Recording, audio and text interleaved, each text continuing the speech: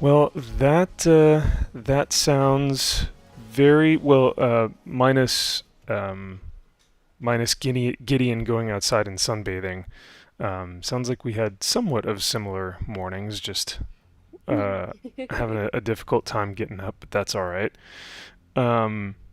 So I am now live on my channel. So hello to everyone in the chat. Good morning, everyone. Cajun, Lord Thoth, great to see you all here. And yeah, we're going to continue building some of these Bretonian knights. So as you guys can see, these are like the horses that the knights will be riding on.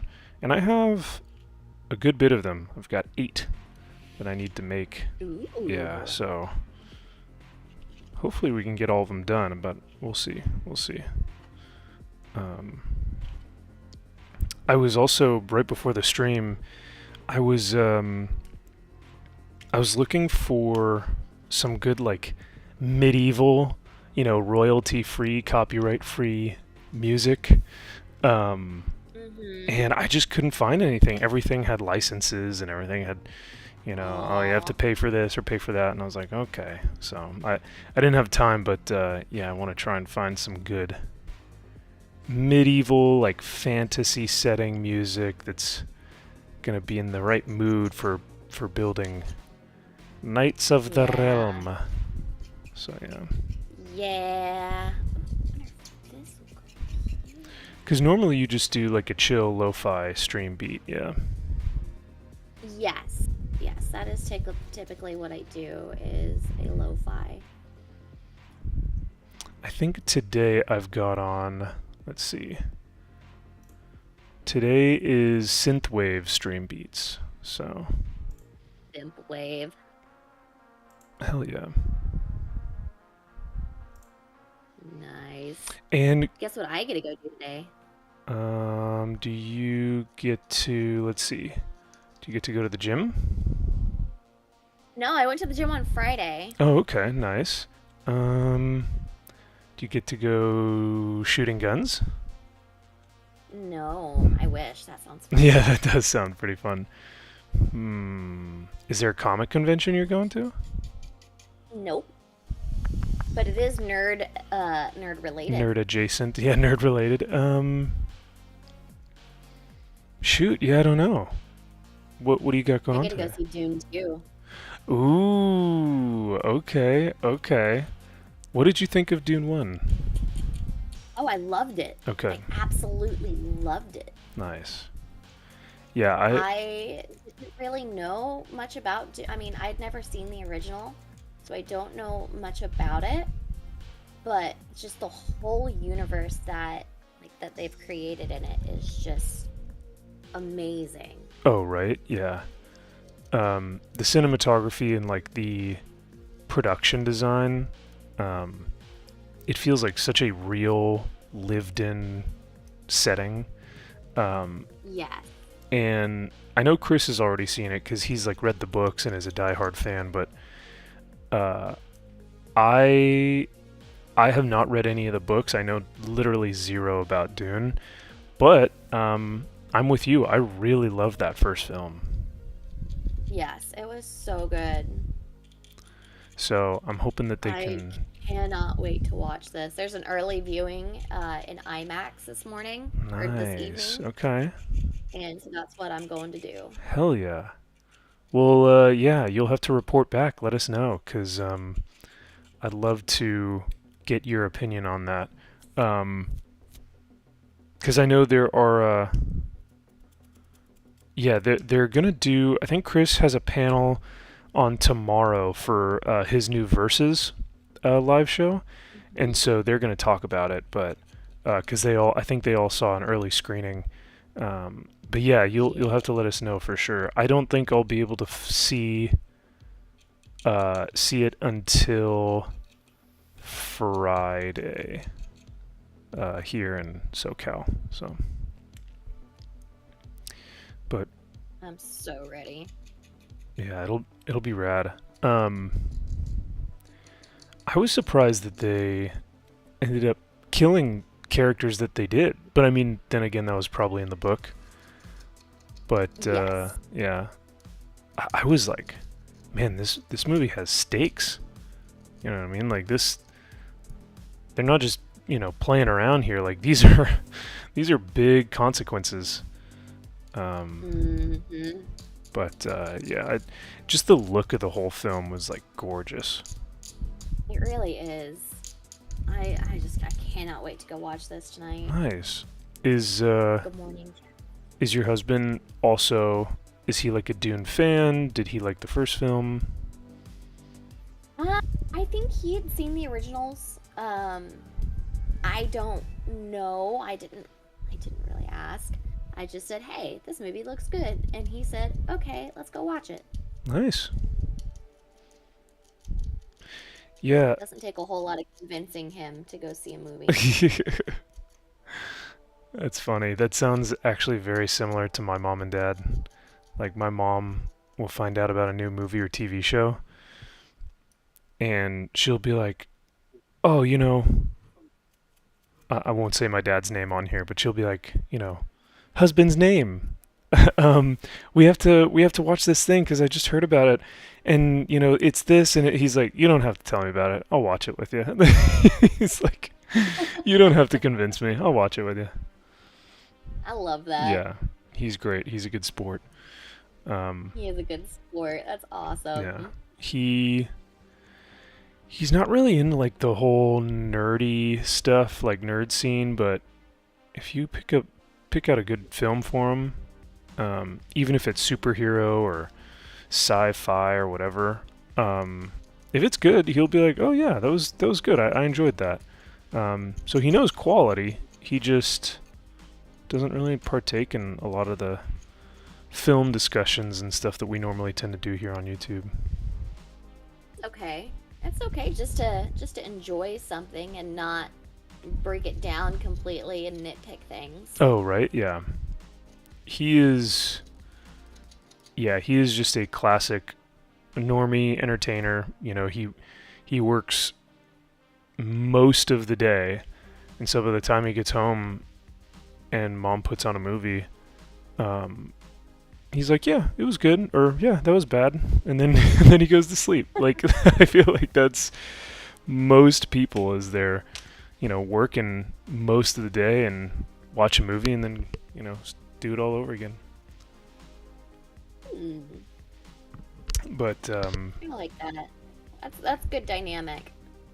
yeah, he's one of the most hardworking dudes I've ever met, almost to a fault. But he was never really into the whole nerd thing. I got that from the mom's side, Okay. which is funny. But do you find that like you and your family members have similar interests? commonalities? Oh yeah, my family, like they definitely are the reasons I got into like nerdy things. Oh, nice. Like both my parents, like I'm going through and like rewatching Buffy right now, Yes. Oh, and my husband's never seen it. And I mean that was one of our like more like that was one of our weekly like rituals in my family is we would get together every Wednesday night and we would watch Buffy together, Buffy and Angel. And like my mom and like was super supportive with like me wanting to like play video games and all that type of stuff. Like to the point where I would have to fight her for the for time on the Super Nintendo. So she bought me a Game Boy so she didn't have to share the Super Nintendo with me anymore. oh my God, that's funny. She's like, I have this one. I'm gonna play this one. You can play on your little Game Boy. That's amazing. Yep. Yeah, my family is very very nerdy. They're not like a video game nerdy like I am, but there's a respect for it. Like they know that it's something that I love, and like my parents. I mean my mom still doesn't. She's like, it doesn't surprise me that you're working in like the nerd industry. Oh yeah, for sure. It doesn't surprise me at all. Um, yeah. Speaking of which, I mean, I know you guys have NDAs. I know you guys were throwing those up at the convention, so I know you can't release too much. But what is next on the horizon for you guys? Because the last email that I got was the Joe Bennett, the Art of Joe Bennett book. Let's see, I'm trying to think of a question that I could ask that wouldn't be under NDA. Have the Saska sisters finished writing Yaira? Do you know or no? Oh yeah. Okay. Yeah, that's been done. Oh, okay, cool. Okay. Yeah, that's been done. Okay. We're waiting for is the books to arrive in the warehouse. Wow. Okay. All right. Good deal. That's all the tidbit of information you get. You know what? That's good enough. Just enough to like leave you hanging. You know. Yep. So, well, cool. Yeah, and I'm thankful that you guys are doing that art book too, because.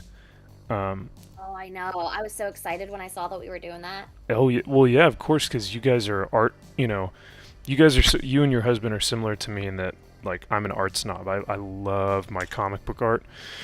So if you can do a book with pencils and inks, I'm all for it. But yep.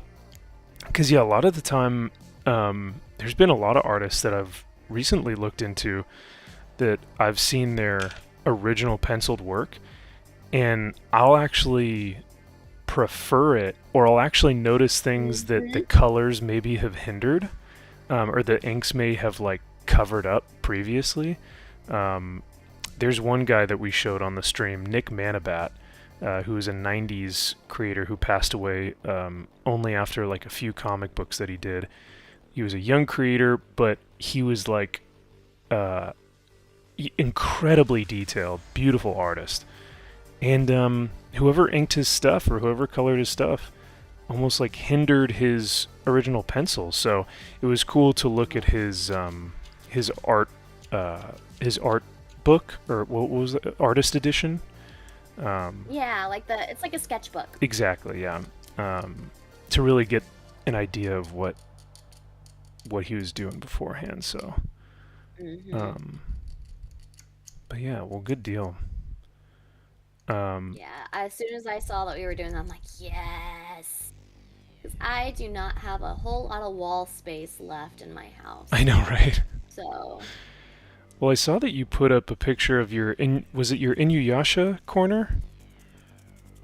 Yes. Oh, yes. That was so cool. I was very, very jealous of that. Looks gorgeous. I love my little Inuyasha. Little slice that I've got there. It's slowly like that little corner. All I really want left for that area is like a sword. Oh, that'd be cool. Okay.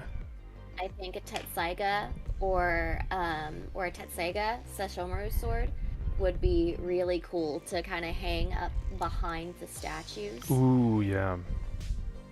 Now we're I talking. think something like that would be really nice. That would be sick. Because right now you have like a Inuyasha corner, you have a Witcher shelf and slash like corner, right? Your whole house is pretty much Pokemon, I'm sure, at this point. I don't know what you're talking about. Because I definitely didn't buy 2 more Pokemon things yesterday while I was at the store. Definitely not. And you didn't just finish a crochet Pikachu I have either. them here if you want to see them. What? I've got the Pokemon things here. Do you want to see them? Ooh, yeah, for sure. Alright. Yeah, if you're... This was the first thing I picked up was a Pikachu Pez dispenser. Oh my lord. It was just super cute. Oh, he's doing the little wink. I love it. Yeah. I know, he's so cute. I love him. I love him so much. And then I picked up another little Lego set. Oh, cool. Mega Block set. So, this one's only like 200 pieces compared to the other one that I did, which was quite a bit more. Okay. But I figured I'd do this one. Can you pose him? It looks like it. That's cool. I've never seen a Lego Yeah, that you could like move and pose. That's pretty rad. You have him sitting, he'll look back at you. You can go crouched. Nice. I guess that's a really good thing to know about you is that you can never go wrong getting gifts for like in a special event, or if we want to just celebrate you, because we'll just buy you Pikachus and Pokemons and stuff like that, so we can never go wrong, I guess. Like this glorious Pikachu that my husband got me is the derpiest little Pikachu, and I love it so. Like, oh yeah, the type of Pikachu he likes to get me, or the derpy ones. Derpy, yeah. I love it. He got me like the big muscle, the buff Pikachu. Oh, I love that. Yeah. And then I know I've shown this off in chat before too. Like he got me these metal cards that are. Oh yeah, Pikachu. Those are cool. I like those. Yeah. Those were cool because cool. It's not like your typical plushie or figure Pikachu, but the cards were something to kind of differentiate it a little bit. Yeah, he got me a set of these for Valentine's Day last year. Nice. I love them. Yeah, diversifying your Pikachu portfolio. Yep. And I've noticed I need to go. Hold on. Oh boy. Pikachu thing incoming. Oh my gosh. Pikachu thing incoming. Hold on your butts, chat. Pikachu's coming. While Kara's doing that, let me say hi to Josh McDonald. He says, "Good morning, fam. Happy Sunday, Max. I feel you. I am dragging today." Yeah, man. I don't know. I just could not get up for some reason.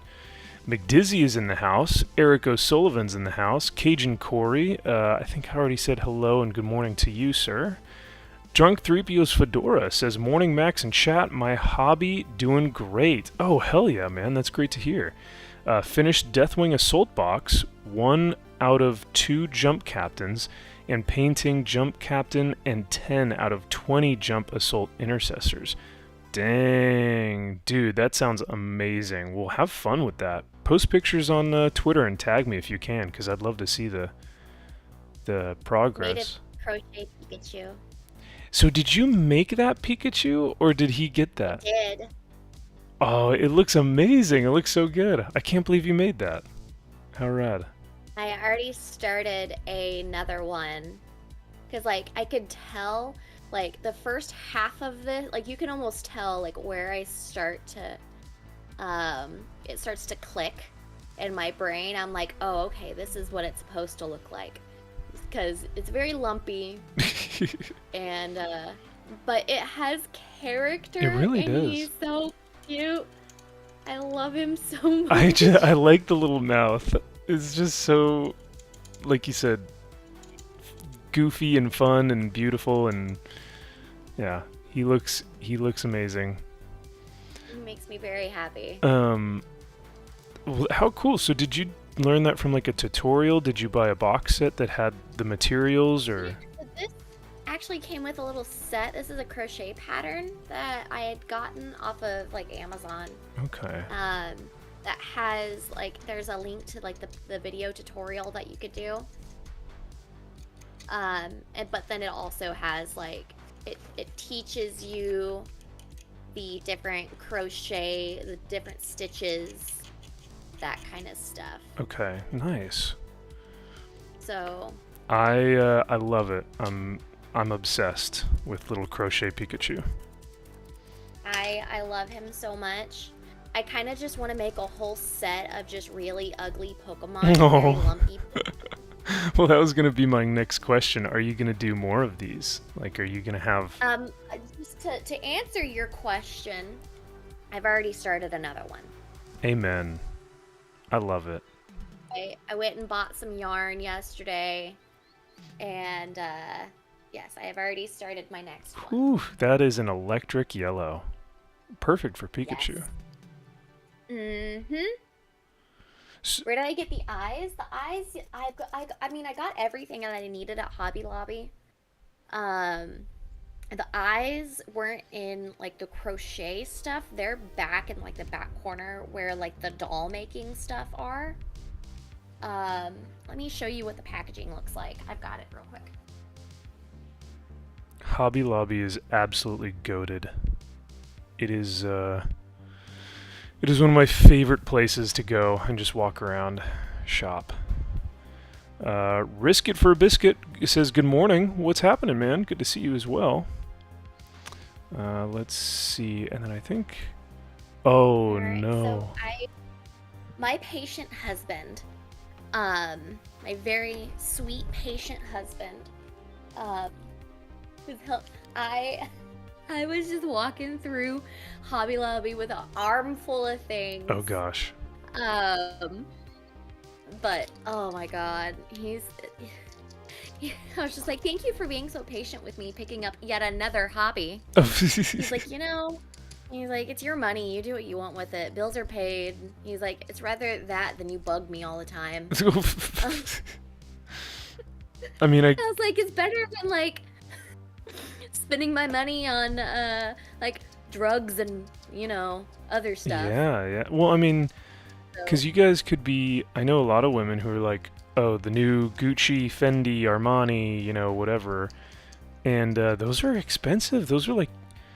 I mean, it could be anywhere from tens to hundreds of thousands of dollars for some of those, purses, clothes, whatever, shoes. You're just spending your money on nerd stuff. Yes. I love my nerdy stuff. Yeah. So this is the packaging. The eyes are... I can't really know if you can tell them. This is what the brand that I got was. These are only like $1.50. Oh. Love it. So I've got...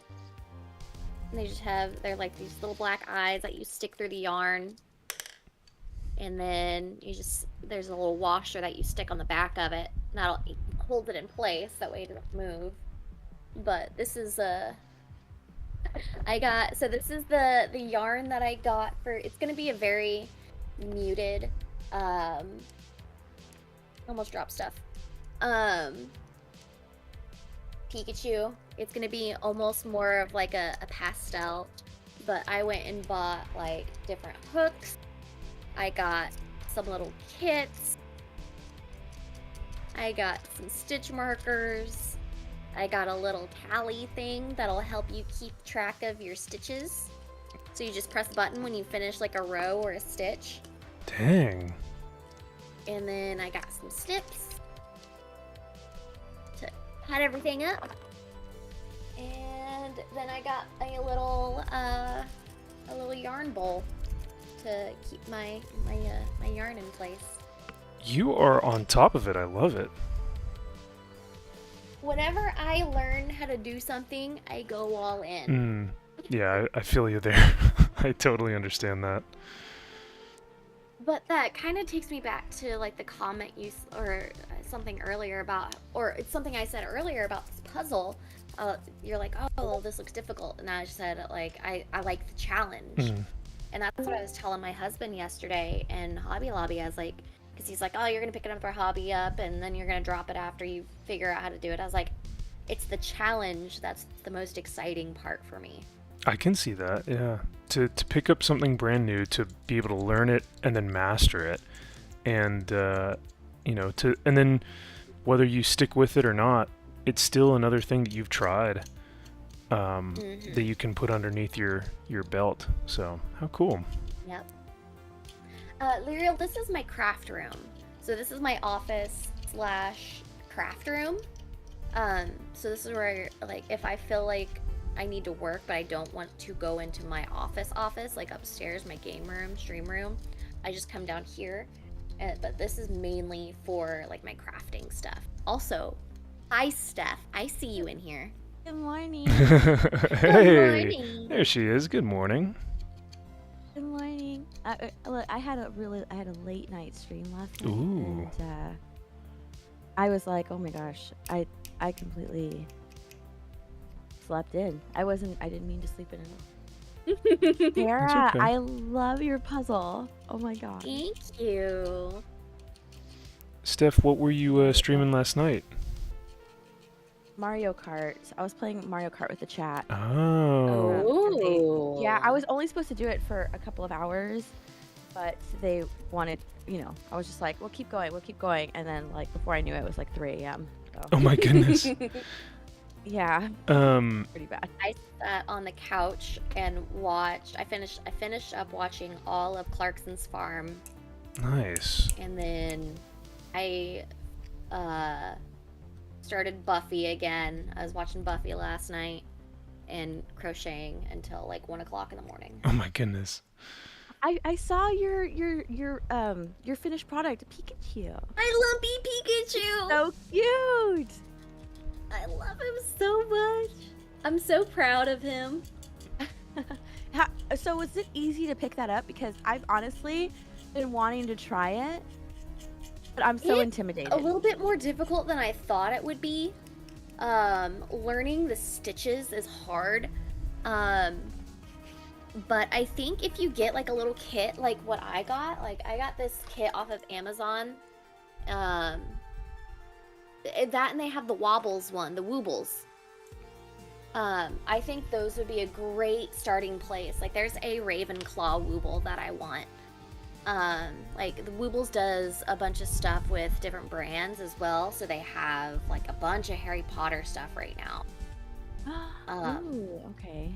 So I really, really want to do those. The chat, by the way, what's happening, Copa? Good to see you. We also have Rizzy Ricky Rich here to deliver those positive vibes. Thank you, Rizzy Ricky. I see those Funko Pops in your profile picture. Yeah, buddy. But Copa says, what you have to do is get yourself a baby and go to Hobby Lobby. The girls swoon when you tell them you're trying to knit the baby some shelter for when you for when you put her outside.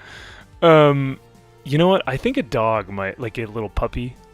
I think that would probably do well. There was this elderly couple that showed up in line behind me last night, and they had a little dachshund in their cart, a little long-haired dachshund, and oh my god, like I had seen them walking around the store, and they were getting stopped every couple of minutes just because like all the ladies were wanting to go and say, like, go pet the dog. But I am also one of those people that if there is an animal there, I want to meet it. Yep. I want to pet it. Yeah. Touch it. And so my husband, he just knows. I don't blame He you. knows that is happiness for me. Yeah. It's a shot of serotonin. Straight into the veins. I'm bad. Like I want to. If I see like a cute enough dog, I want to steal it. You Kara, you saw that bulldog? I want I that wanna bulldog take it. so bad. It was so cute. Oh, she posted wanna this. take it. It was what was it? Instagram story of this Yeah. bulldog that she's like, I want to steal him. And, that is the one breed of dog that I think if I were to ever just kind of randomly show up home with one, my husband would not have any objection whatsoever. Well, because you would. What is Gus? Is an English bulldog? He's American bulldog. American, that's right. So yeah, you're talking about My an husband English. was an English bulldog, really, really bad. I owned. Oh, hold on. I'm not even on live. Uh-oh. Hi. Okay, let me put you guys on sound. There we go. So the chat should be able to hear you now. I'm like talking to you guys and I didn't even go live. Oh, no. I was just on starting soon. Yeah, I did that too this morning.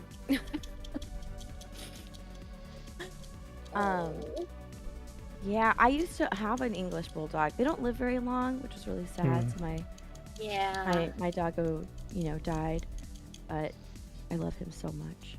Shout out to He's the Doggo. best dog. Oh, I love bulldogs so much. Mhm. I really And want they're so cuddly too. Like they just want to be petted.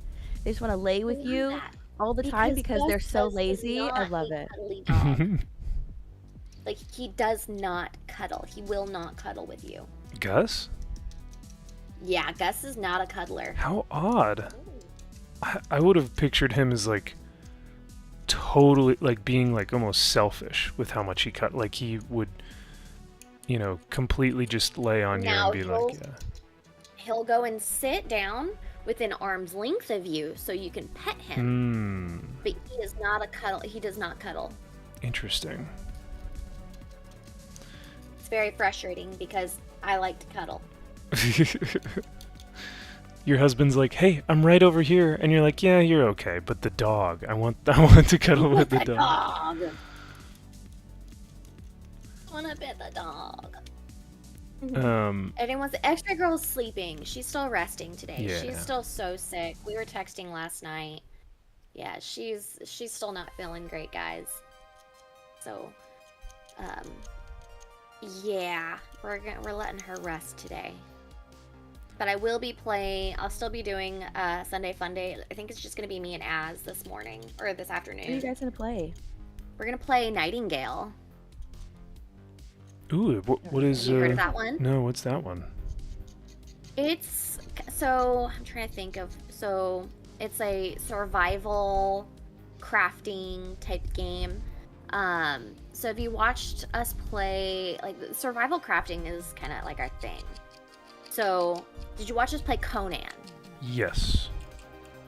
So it's that same type of premise to where you have to like make shelter, kill monsters, you've got like quests and stuff.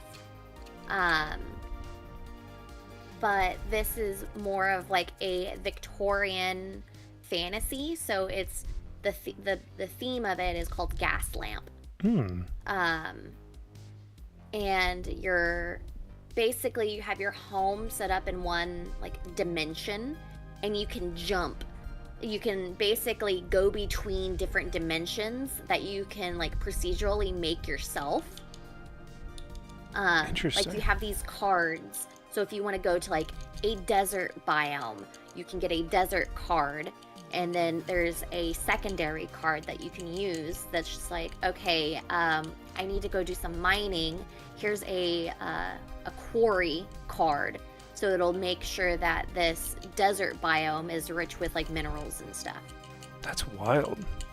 Yeah, because I remember Conan, you guys would, like you said, similar to like World of Warcraft or something, you're killing things and you take things off of them like meat or you're mining for different minerals and like you said, but the thing I noticed or that I remember the most about Conan was just the boobs and butts. Yeah, so and that you could. Of course, that's what he remembers. Yeah, and then you could like I remember the episode you guys were doing where y'all found out that you could make them like sweaty, so you could make your characters like. Oh, the oil. Or yes, the oil. That's right. Yeah.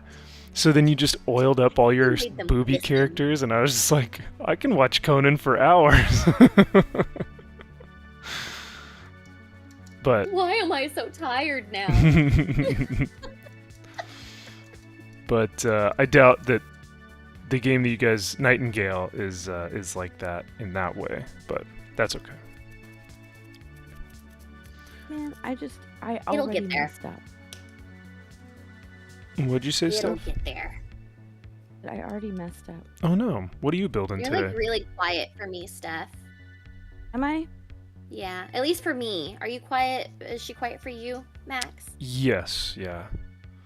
Let me hold on. I only have one soundbar for you guys on my stream though. Maybe I'd have to see if I could do something in. You might just need to bump up your mic just a little bit, Steph. Yeah. All right, how's that? Talk a little bit louder, or say I something talked. else. How's that? Is that better? Oh wait, yeah. Is that a little better? That's a little bit better, Yeah. yeah. Are you doing Legos this morning, Steph? I am. I'm finishing up my Batmobile. Oh, nice. Ooh. Yeah. I have 3 bags left until it's finished. Don't you have like multiple? Oh, go ahead. No, I was just saying, here the YouTube music is a bit loud. Okay, here, I'll bump it down even more. No, I have more. I bought another little Pikachu Lego set, or Mega Block set, Steph. Ooh. Yeah, I bought a little one, and he moves. You can, like, Oh. pose him. I bought him at Hobby Lobby for, like, $20 yesterday. Oh, really? Yeah. I need to go back to Hobby Lobby. I spent so much money at Hobby Lobby yesterday. Well, I mean, it was less than 100, but I bought so much stuff for I crocheting. personally think Hobby Lobby is like so much better than Michael's. Oh yeah. Yes, for sure. it really is. Like, I like Michael's, but I love Hobby Lobby.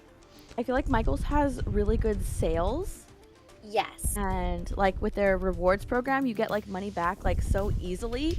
So you always have like extra like coupons and stuff. But Hobby Lobby just has more stuff. Yeah. I I love me some Hobby Lobby. I also I think it's pretty cool that Hobby Lobby is like outwardly a Christian company. I know for some people it's just kind of like, whatever.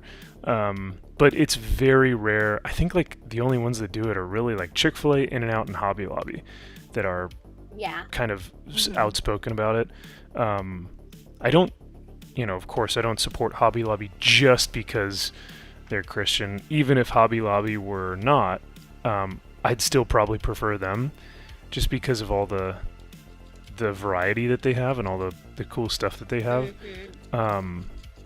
Like I decorated my whole apartment and house and everything for Christmas from Hobby Lobby for like less than $50. You know what I mean? So Yeah. you can do some pretty cool stuff. But yeah, they always tend to have good prices, and it is funny because Carrie, you said like, oh yeah, it was about $100, so I spent a ton of money.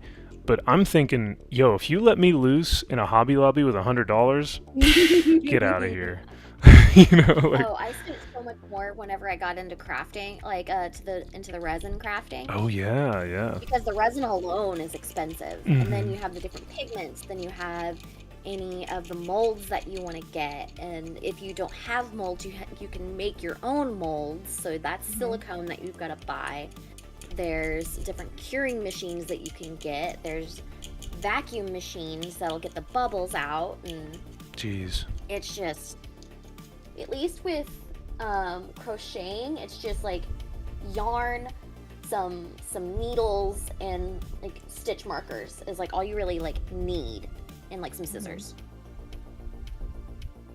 Yeah, the resin game has gotten Games Workshop, which is the company that produces all the Warhammer models and stuff.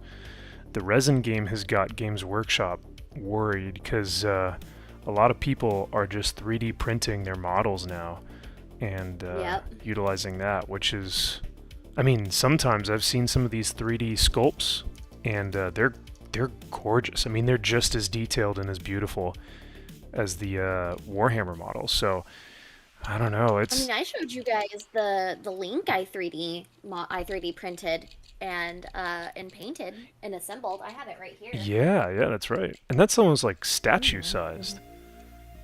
Yes, this is statue size. That's pretty cool.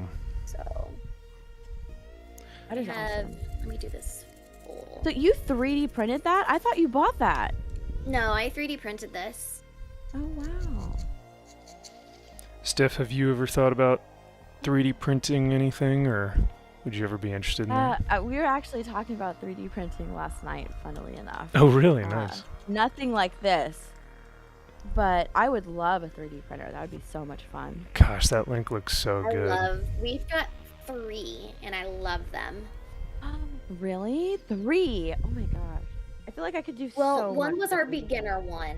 So that one, it's an Elegoo Mars. It's like the first edition of Elegoo Mars that we got probably like 6 years ago. And then we got a Photon Mono X, which is more of like a 4K printer. It's got better detail ability, and it's bigger. And then, oh, Natty, I've got one. I've got a yarn bowl. I've got it right here. I just need a bigger yarn bowl for this particular type of yarn. But I do have this bucket right here. Okay. Huh? I just saw you pull out your yarn bowl. Oh, my little yarn bowl. The stream is behind. But I did get this basket. That way, if I want to, I can actually just thread the just kind of thread the yarn through one of these little hooks, and or these little holes in the basket. That way that'll keep tension to it as well. Now, this is new for you, yeah? Are you just getting into knitting? I just finished my first project yesterday. And I got started on my second project last night. So, my husband calls me neurotic, because whenever I start to get into a project, like, that's all I can think about. I get very hyper-focused into it. Yeah, you gotta, like, drop everything and just go all in. I feel that, for sure. Yeah. Good morning, Amy. Yeah, there was a, for school, we have little breaks where we'll have, a spring break, or we'll have, a little Christmas break or something in between classes where we'll get a few days or maybe even a week. But there was one break, and I forget which one it was, where I just went, all in on trying to recreate marble bases for my miniatures. So, I would purchase bases, like a round base, and then I would try all these different techniques where you would do a spray white, but then you'd paint on the black veins of a marble. But then I've tried, spraying the black veins and adding gold and doing all this different stuff. I did that for 2 days straight. I was obsessed because I was like, okay, well, if I need this, I need to go get that. And what if I try this? And I was just like, gun? What? Did you use a heat gun? No, so I essentially just used a dried out dryer sheet or a dried out baby wipe, and then if you split it, if you start to pull it apart, it will naturally create a marble looking effect. And then if you lay that over the base,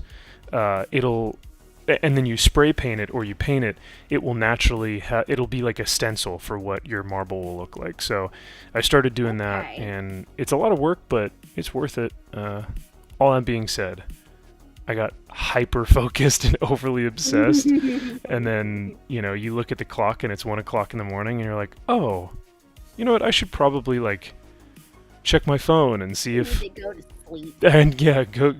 Oh my gosh, go to I've done sleep. that before. When you're hyper focused and you're just like in the zone, Mm-hmm. Yep. and hours pass. Oh yeah. Oh, That that's the was best me, type. not last night, but the night before, whenever I was working on the body portion of the Pikachu. I think I was crocheting until like 1 or 2 o'clock in the morning. Wow. And yeah, I was very, very hooked. Like, and I was just like sitting there in silence in my living room on my couch. All it was. And it was amazing. I was just so calm. I'm like, okay, well, this didn't work. So let me unravel this and I'll try this stitch again. And it, like, just sitting there in silence just helped it kind of just click for me.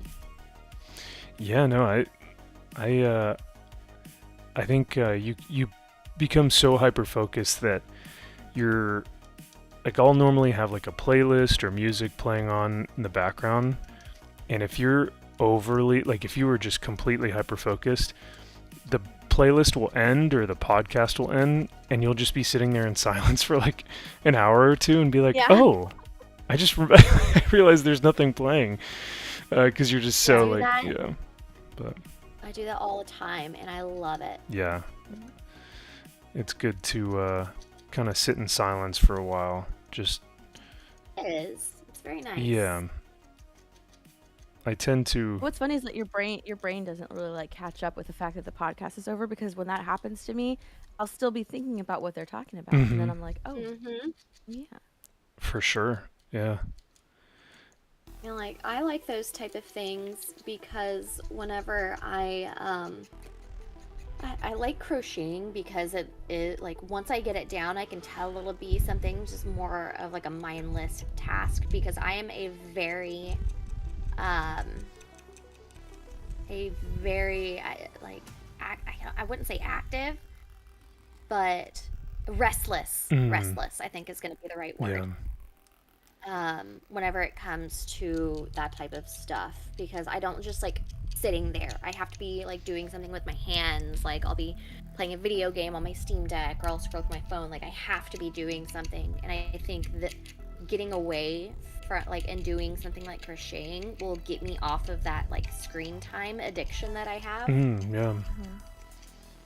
Well, so I think it'll help. That's great to hear, and I'm glad that, you know, this may be something, because you can pretty much take it anywhere, correct? As long as you have the materials with you, you could bring it anywhere in the house, really. And like, I've even seen like some of the, there's one girl in one of my classes who like knits during the class. She'll just be knitting while the professor is like lecturing. But yeah, just to kind of keep your hands busy so you're not, like you said, on social media or like checking things on your laptop or your phone. So yeah, that's cool. Marbling. Oh yeah, Natty. That the marbling effect that Max was talking about is really cool. See, I always, whenever I was doing marbling for my resin crafts, I would basically lay down that base color and then kind of just do streaks of the paint for the lines, and then I would use a heat gun of like on low. To kind of spread that color out. That way it kind of gives it more of that like natural instead of just a hard line. I know what you're talking about. Okay. Gotcha. That's cool. That's what I would do with, that's what I did with marbling effects. I like that. Yeah, because you're almost, you're putting that heat gun on there while the paint is still wet, correct? So you can get a runny type of veiny feeling. Yeah, that's cool. I like it. Steph, how many more Batmobiles do you have? Didn't you say you had like multiple? This is the third one I'm building. Oh gosh. So I have I have one here, I have one back home, and then this incomplete one. Oh. So it sounds like Steph is the me of Batman. Oh yeah. But Yeah. instead of Pikachu, it's Batman. That is And accurate. then I want to get a bat wing, and I built a bat bike before. And that's at home too. So, Not a bat wang, a bat wing. Just a bat wing. Oh, okay. Yes. I just want to make sure. I'm missing a piece. Oh. I've been looking for it while you guys are talking. I can't find it. So Josh, when we were talking about Hobby Lobby, he said, I loved Hobby Lobby until they did what they did to their employees during COVID. That was shitty. So what did they do? Yeah, someone else was talking about this the other day. So you guys might know better than I do, but from my understanding, during COVID, I guess they didn't pay their employees that were still on staff. Is that right, Josh? Oh. And maybe guys in the chat, you guys can tell me a little bit more about it, but I don't know the specifics, so I don't want to say anything without being completely informed. So it was something to do with like pay and employees, I think, but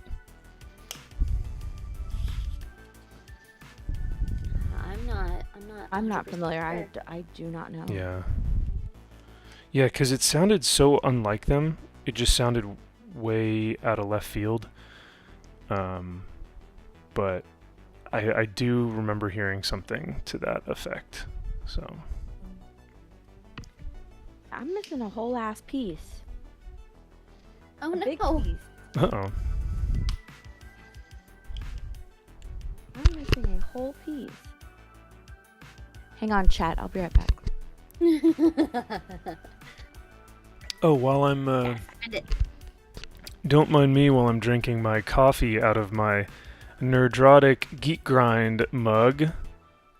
Shameless plug. Got one of those. Yeah. So yeah, if you guys are looking for some Geek Grind goodness, some coffee goodness, I'd highly recommend Geek Grind. I don't know Gary's code though. I think you have to use Gary's code. It's just discount I bet code it's Nerdrotic. Oh, Yeah. perfect. Well, then there you go. Shameless plug for. You don't listen to Garrett's beautiful reading every day or every show? I just remember him. I just know the clip where he goes, "Damn, Gary!" Looking in the dark. I know that doesn't Garrett say it in his commercial before FNT? He does, yeah. Yeah, it's Garrett. Oh, Yeah. come on. Max, I know you watch FNT. I found the pieces, by the way. They were in another Yay. bag, like, Oh. over in the corner. Good. Okay, you were getting me worried over here. It's freaking out. Yeah, you guys think I have time to watch the entire intro? Come on, I go straight to the material, to the entertainment. The intros are fantastic and worth it. You're right. I honestly, Perry Chan, shout out to Perry. God. Perry is a He's genius. an absolute Awesome. legend. He is absolutely goated. Yeah. So. Did you hear the latest one? Did you see the one with X-ray girl stuck in Gary's closet? Oh my lord. No.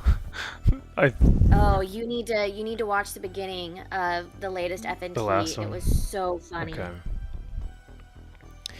I was laughing. It was really good. That's it was wild. really funny. So Josh says they closed their stores but didn't offer furlough pay.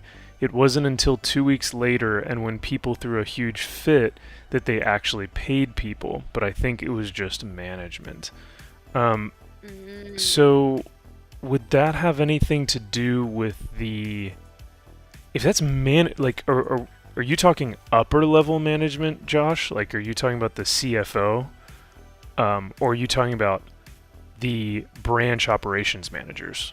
Like the branch managers? Because, yeah, the trickle-down effect could have happened, but I don't... Morning, honey. Yeah, it's tough to say when you have the actions of a few and then people start saying, oh, well, this company, blah, blah, blah. And it's like, well, it was just a terrible manager. But if it's coming down from the CFO, like, for Disney, it starts with Bob Iger and Kathleen Kennedy and all those, and it starts with them, and the culture just kind of Moves with it. yeah, degrades with it.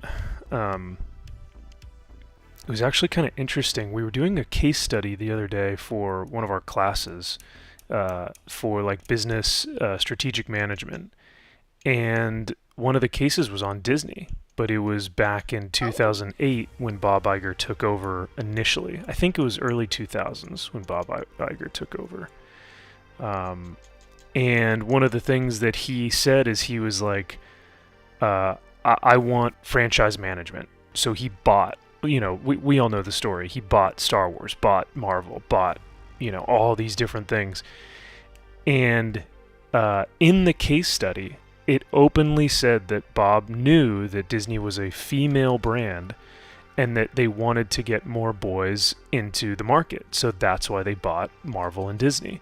But Bob thought that by buying these things and letting those creatives have bottom-up management, basically the what do you call it? The psychos running the asylum or whatever. He thought that they would be able to bring the best creative vision. So he let them basically take control of these franchises. Because after he bought them, he was like, I trust you guys. You guys know what's best for these. And as long as you just make these, profitable for us or whatever, blah, blah, blah.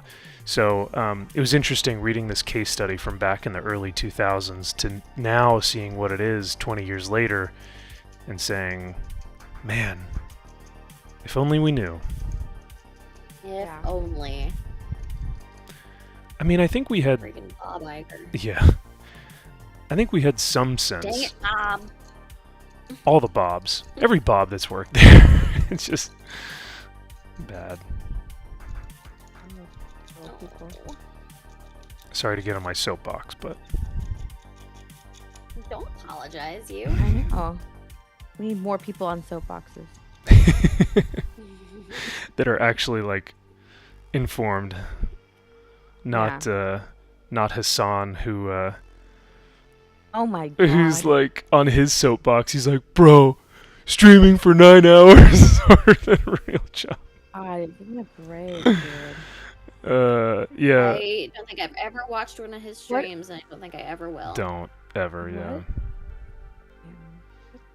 If you ever do, Kara, watch Mahler's coverage of him, because it's brilliant. Yeah.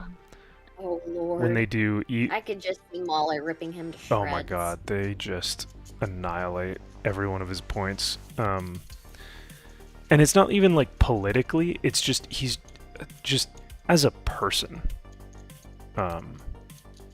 Just a spineless coward who's a trust fund kid who knows nothing about how the world works. And so he just complains from his $5 million mansion. It's like, okay, dude. I don't think he realizes that people know that he's a trust fund kid. He doesn't realize his own hypocrisy. Yeah, I don't think he realizes that. He's just an idiot. I hate his song. No, narcissists typically are like that, though. Is like that's the thing with narcissists is that they cannot see fault in themselves. They only see fault in others. Yeah, that's a good point. And I hate to say it, but a majority, like a good chunk of people that are successful on the internet are narcissists. Yes. They're the only ones who can sit there and listen to themselves talk without going crazy. For 9 hours a day. Yeah, you almost... That's why I don't think I would ever be able to make like a full-time living doing streaming just because I don't want to talk that much. I can't do it. That's kind of like what I was saying last week with you and me, Max, is that I think I'm better off as like a supporting character. Oh, interesting.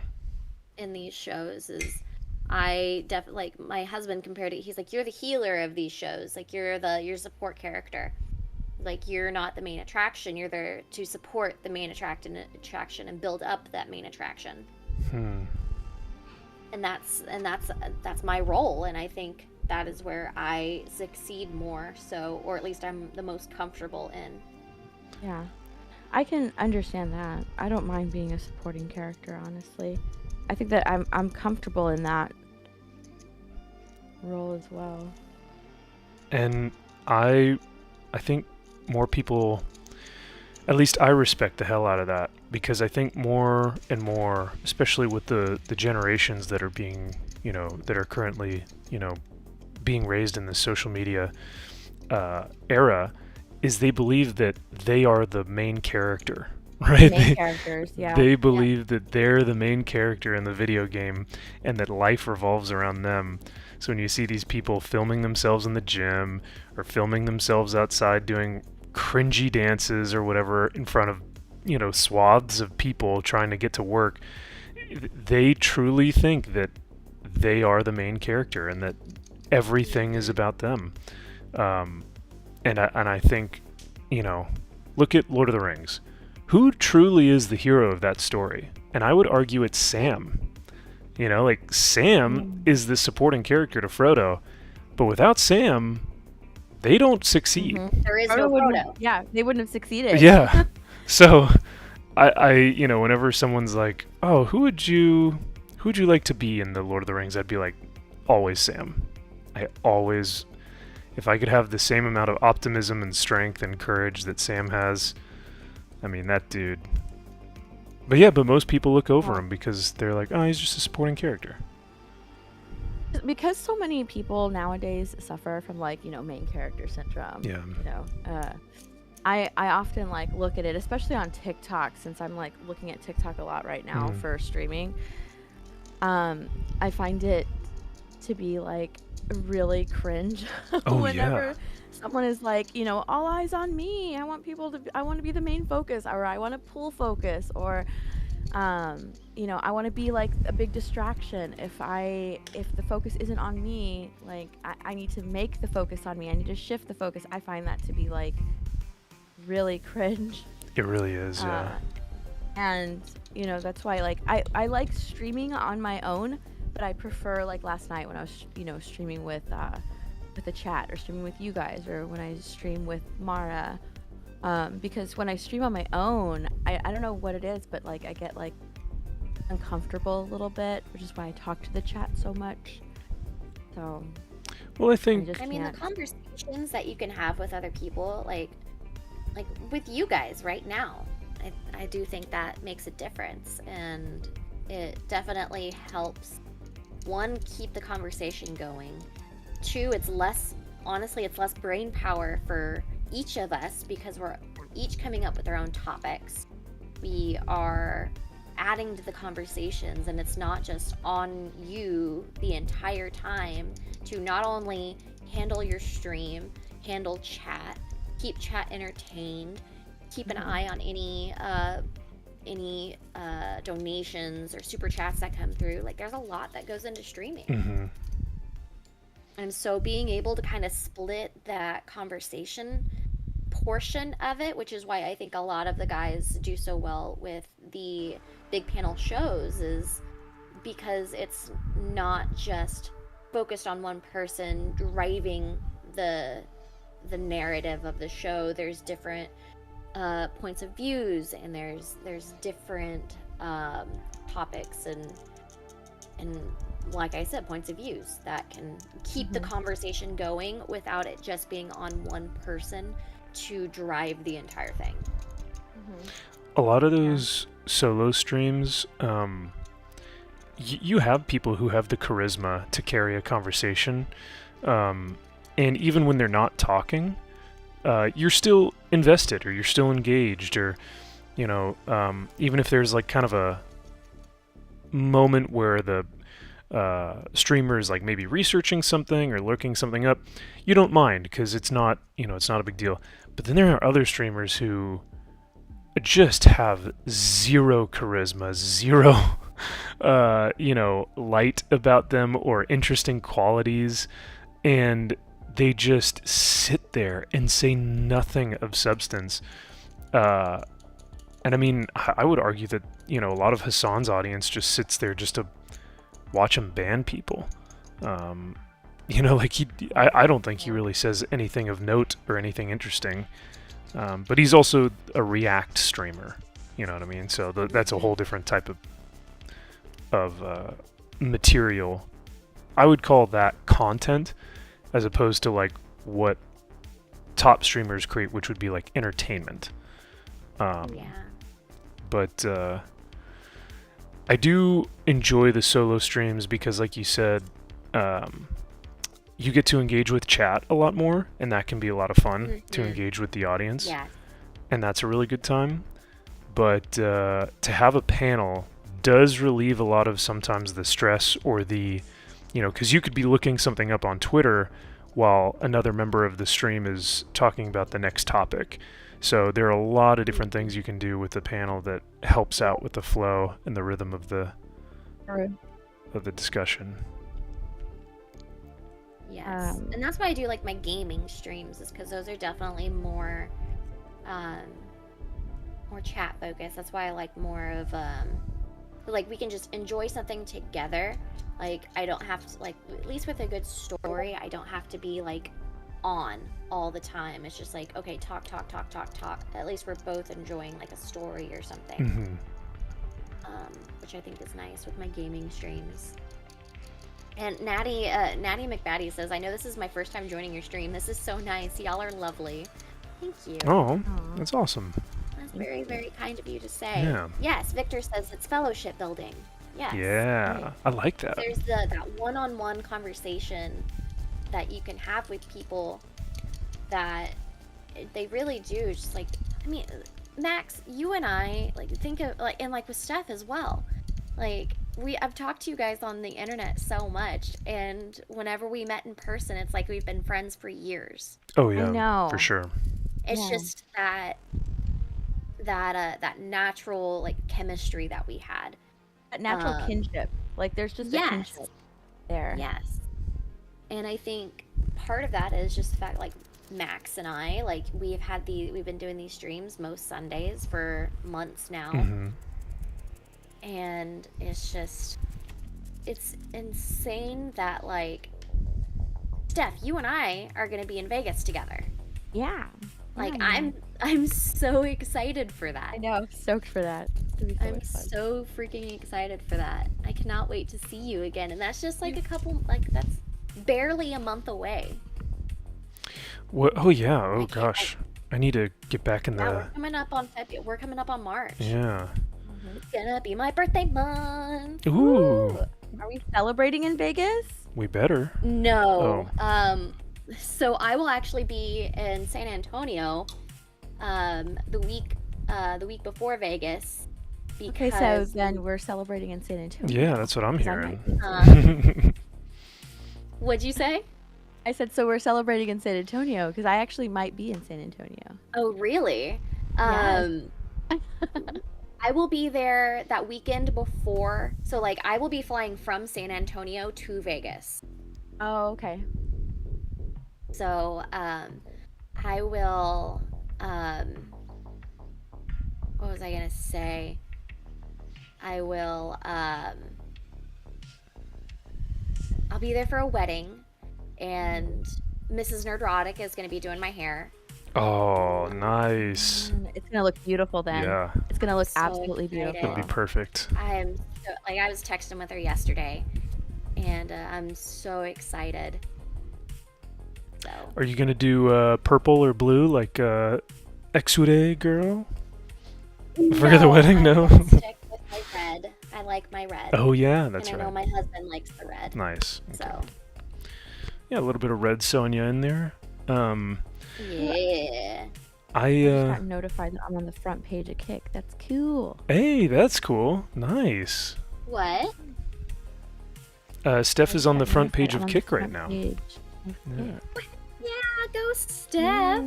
Heck yeah. Disbrew's in my chat. He said, I fell asleep and you were streaming, and I wake up and you're streaming. Oh my gosh. Hi, Disbrew. Disbrew. Hey, Disbrew. Good to see you, man. What up, my dude? I'm sorry I yelled at you one time. No. I was One very time? drunk. Was that when he was very drunk and he was? Yes, we were both very drunk. That's fair. It was fantastic. Yeah. And I love Disparu because of that. Love it.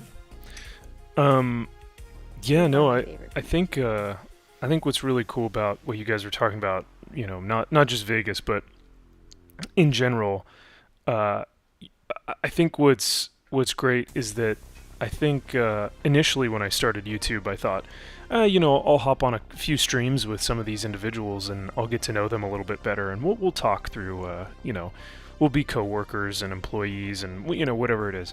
But YouTube, I don't think works like that. At least for me, it's never felt like coworkers, because I think I've called both of you guys on separate occasions just to shoot the shit. You know what I mean? Just to be like, hey, what's going on? How you guys been? Tell me about how life is, you know? You called me on the way home from a movie. Yeah. And I love it. So just stuff like that where it's like, oh, hey, I saw this thing and I was thinking about you. Or, hey, you want to pop on a phone call or a stream or something just to say hi. So stuff like that is, to me, I think is just makes that relationship stronger. So that when you eventually, when we do see each other in person, it's like, oh yeah, we've been hanging out for the past year, but I'm just now getting to see you physically, in person. Mm-hmm. But yeah. I love it. It makes me so happy. Yeah. Josh is wondering. Well, Josh says, "Wait, are we talking Kara's birthday?" Well, Josh, we are. It sounds like we won't get to celebrate in Vegas, or we will get to celebrate in Vegas. I mean, it's the week after my birthday, so we could celebrate in Vegas. Oh yeah, come on. If my birthday is on March 26th, and actually my 1 year anniversary with Ripperverse is on the 27th. Oh. Well, so if in the Priestley household with my mom, my dad and I just call it her birthday month. So yes. if we're gonna go by the Priestley household rules, then yes, Kara, we will celebrate in Vegas because you will have a birthday month, not just a birthday. So. Yeah. So Beardo's rule. He celebrates his birthday month. Oh my god. Oh my god. Naiman's in my chat. So Naiman says, I was watching a streamer that was at the Streamer Awards talk about meeting Hassan. Streamer in question was Pirate Software, and he's only in his mid-30s. But Hassan told the guy that it was nice to see old people streaming. Oh my god. What a douche. Jeez. And Kara, I don't. This proves that he can't remember you getting mad at him. Uh-oh. It's okay. That's perfectly fine. Lots of alcohol was most likely consumed.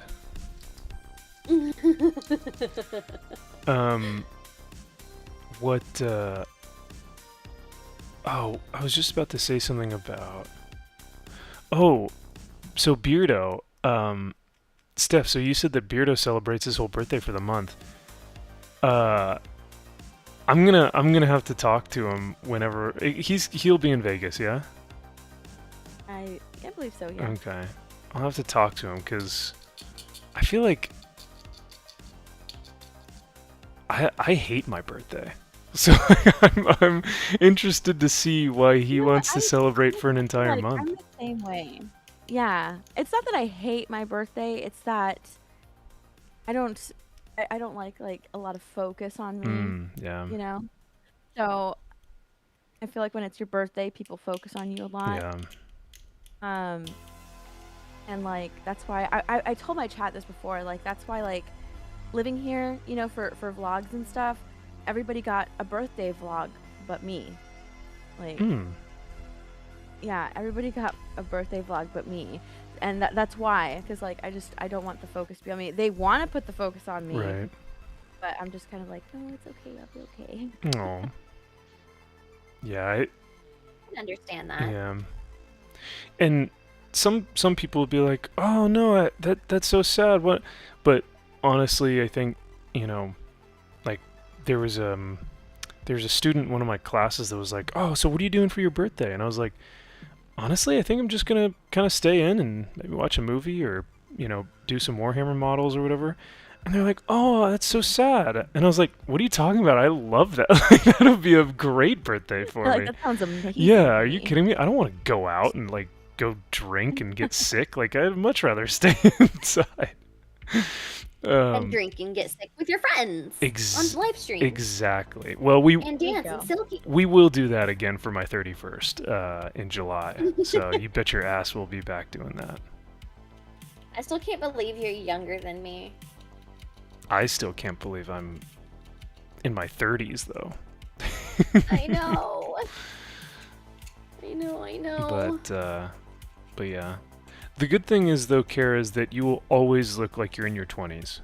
So no matter what age you are, you'll still look very young. It's just I'm small. Oh, you're short, yeah. Small.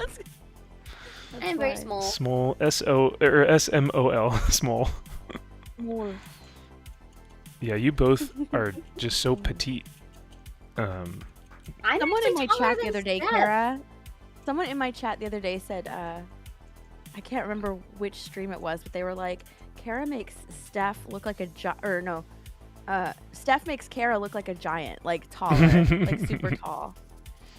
Well, X-Ray Girl has us all beat since she's 9 feet tall, so. I know. Oh my gosh. I love it. Oh, X-Ray. I hope she's feeling better. Yeah, do you guys know, like, did she X-Ray's just... gonna be in Vegas, right? What's up? X-Ray's gonna be in Vegas, yeah? Oh, yeah. Oh, yeah. At least... What was that? Steph was asking if X-Ray was gonna be in Vegas. Oh, yeah, she'll be in Vegas. Because I was like, she better be, because we've had a discussion on our group chat about it, so I was like, so, yeah. Yeah, she will be there. Nice, yeah. But yeah, I'll have to get you guys. It's always funny when you take the streaming camera. It's like seeing the world from a new perspective. Disbrew likes when I stream because I'm short, so whenever I come up on people, like you see their chest before you see their face because I haven't put my arm up yet. Well, content creator. That's what you need to do. Yeah. A what? It's like a who instead of like who's that Pokemon? Who's that content creator? Oh my gosh, I'm gonna do that in Vegas. I'm gonna do that. Do it. Who's that content Can creator? you guess? Yeah. Just by their chest? You'll be able to see my man boobs coming from a mile away, so hell yeah. Oh, shut up, you. Sorry, my pecs. My Herculean there we pecs. Go, that's better. Yeah, I do like Steph's photo album where she takes pictures with famous people, but it's just their chest because she can't actually, like, she'll take the picture from her height and most of the time it's just someone's chest on, like, right next to her shoulder. So yeah, I did it with Drinker this past meetup. oh, I love it. And it was so funny because, like, at first he came down to my level and I was like, no, you could just, just stand up. You're like, no. And he was like, oh, you're getting the chest. And he's like, if you're going to get the chest, he opened up his shirt. He's like, get it properly. Max, that sounds familiar. Yeah, I don't know what you guys are talking about. I would never unbutton Oh, you've done that before. the 3 or 4 buttons on my shirt to show off my chest. Yeah, you've never done that. Never. And there's definitely not Never. pictures out there of me. You're a Christian boy. Yeah. You don't have any of those kind of thoughts. Never. I would never tempt Never. the opposite Doesn't sound sex like by it at all. undoing the buttons on my shirt or doing push-ups and squats during the meetup or anything. That would never happen. Oh my god, I forgot about that. I still have that video on my phone. Oh my god, I love it. I think every Vegas meetup we watch it again. Basically, Kara, the very first meetup I ever went to, I met Steph and Tugs and X-Ray and the whole crew, right? And I think, Steph, what was it? Someone had given like a super chat, or you had... Oh, I don't remember why you did it. I think someone was like, oh, you have to do like a certain amount of push-ups for us or something. And I was like, okay. And then Steph started filming it, and then I had already downed probably about 5 of the Deadpool mules, which is the Moscow mule, but with like a little... No, don't try and blame it on alcohol. Oh, I'm gonna... Don't try and blame it on alcohol. I'm gonna blame it on that. You were dead sober when you did it. Absolutely not. Absolutely not. How dare you? Don't you dare try to blame it on alcohol. He wanted to show off for the ladies. I mean, there was a reason why I did it. I just can't remember. I can't remember either.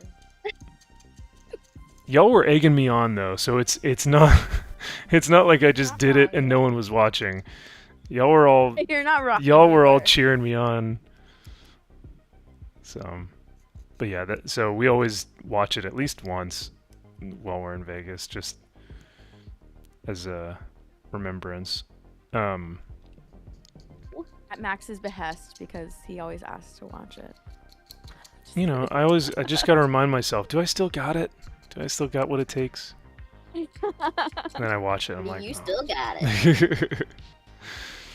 But now we gotta watch Steph doing karaoke. I don't know if anyone has those videos, but Steph is like a professional. What? Get it, girl. Professional what? I missed it. You're a professional singer when we did karaoke that night. Oh, no, I'm not. You were crushing it. But that was a lot of fun doing karaoke. Gotta do it again. And then X-Ray did Evanescence with Mark. Yes, that was awesome. Oh, that was so good. And they crushed it too. They didn't hold back. They did. We sang Backstreet Boys. One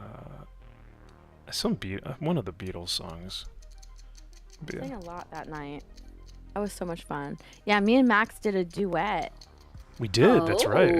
Yeah, me and Max did a duet. That was so much fun. That was from A Star Is Born. Yeah. Yeah, we did that Lady Gaga, Bradley Cooper. Oh, Shallow? Yeah. Shallow, yeah. Love that song. That's a good song. Yeah, Steph killed it because she hit that. She belted that high note, and everyone was just like, "Wow!" We were just stunned, but it was fun because we've been. I like being in the car. That's where I give all of my performances. Car or shower? Because shower, I think you get a little bit of a echo in your voice. So. I love singing in the shower, but like living here, I can't sing in the shower. People hear me. Oh, that's right. Yeah. Oh. Do Beardo or Krista? Yeah, people will hear me. I'll get embarrassed. Embarrassed. Embarrassed. What was that, Krista? Or did you just call me? Wait, what? Why did I say Krista? You did. How odd. You just called me Krista. I did. I'm not Krista. You're not, but am I talking to a Krista? No. I mean, Max is like desperately trying to recover. No, I'm saying off of stream, could I be talking to a Krista on my free time? Oh, really? Oh. Could I have found a Krista at Hobby Lobby? I hope you found a Krista at Hobby Lobby. Me too. No, I was thinking of, I was about to say, does Krista or Beardo sing at the Geeks and Gamers thing? But I said Krista instead of Kara. Because then I was going to ask Kara if she sings as well. I do not. I do not sing. Okay.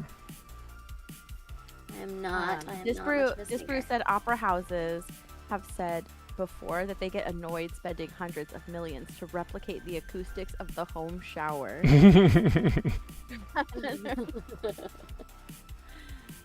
Sarah, you don't sing? Kara? Not even for fun? For funsies?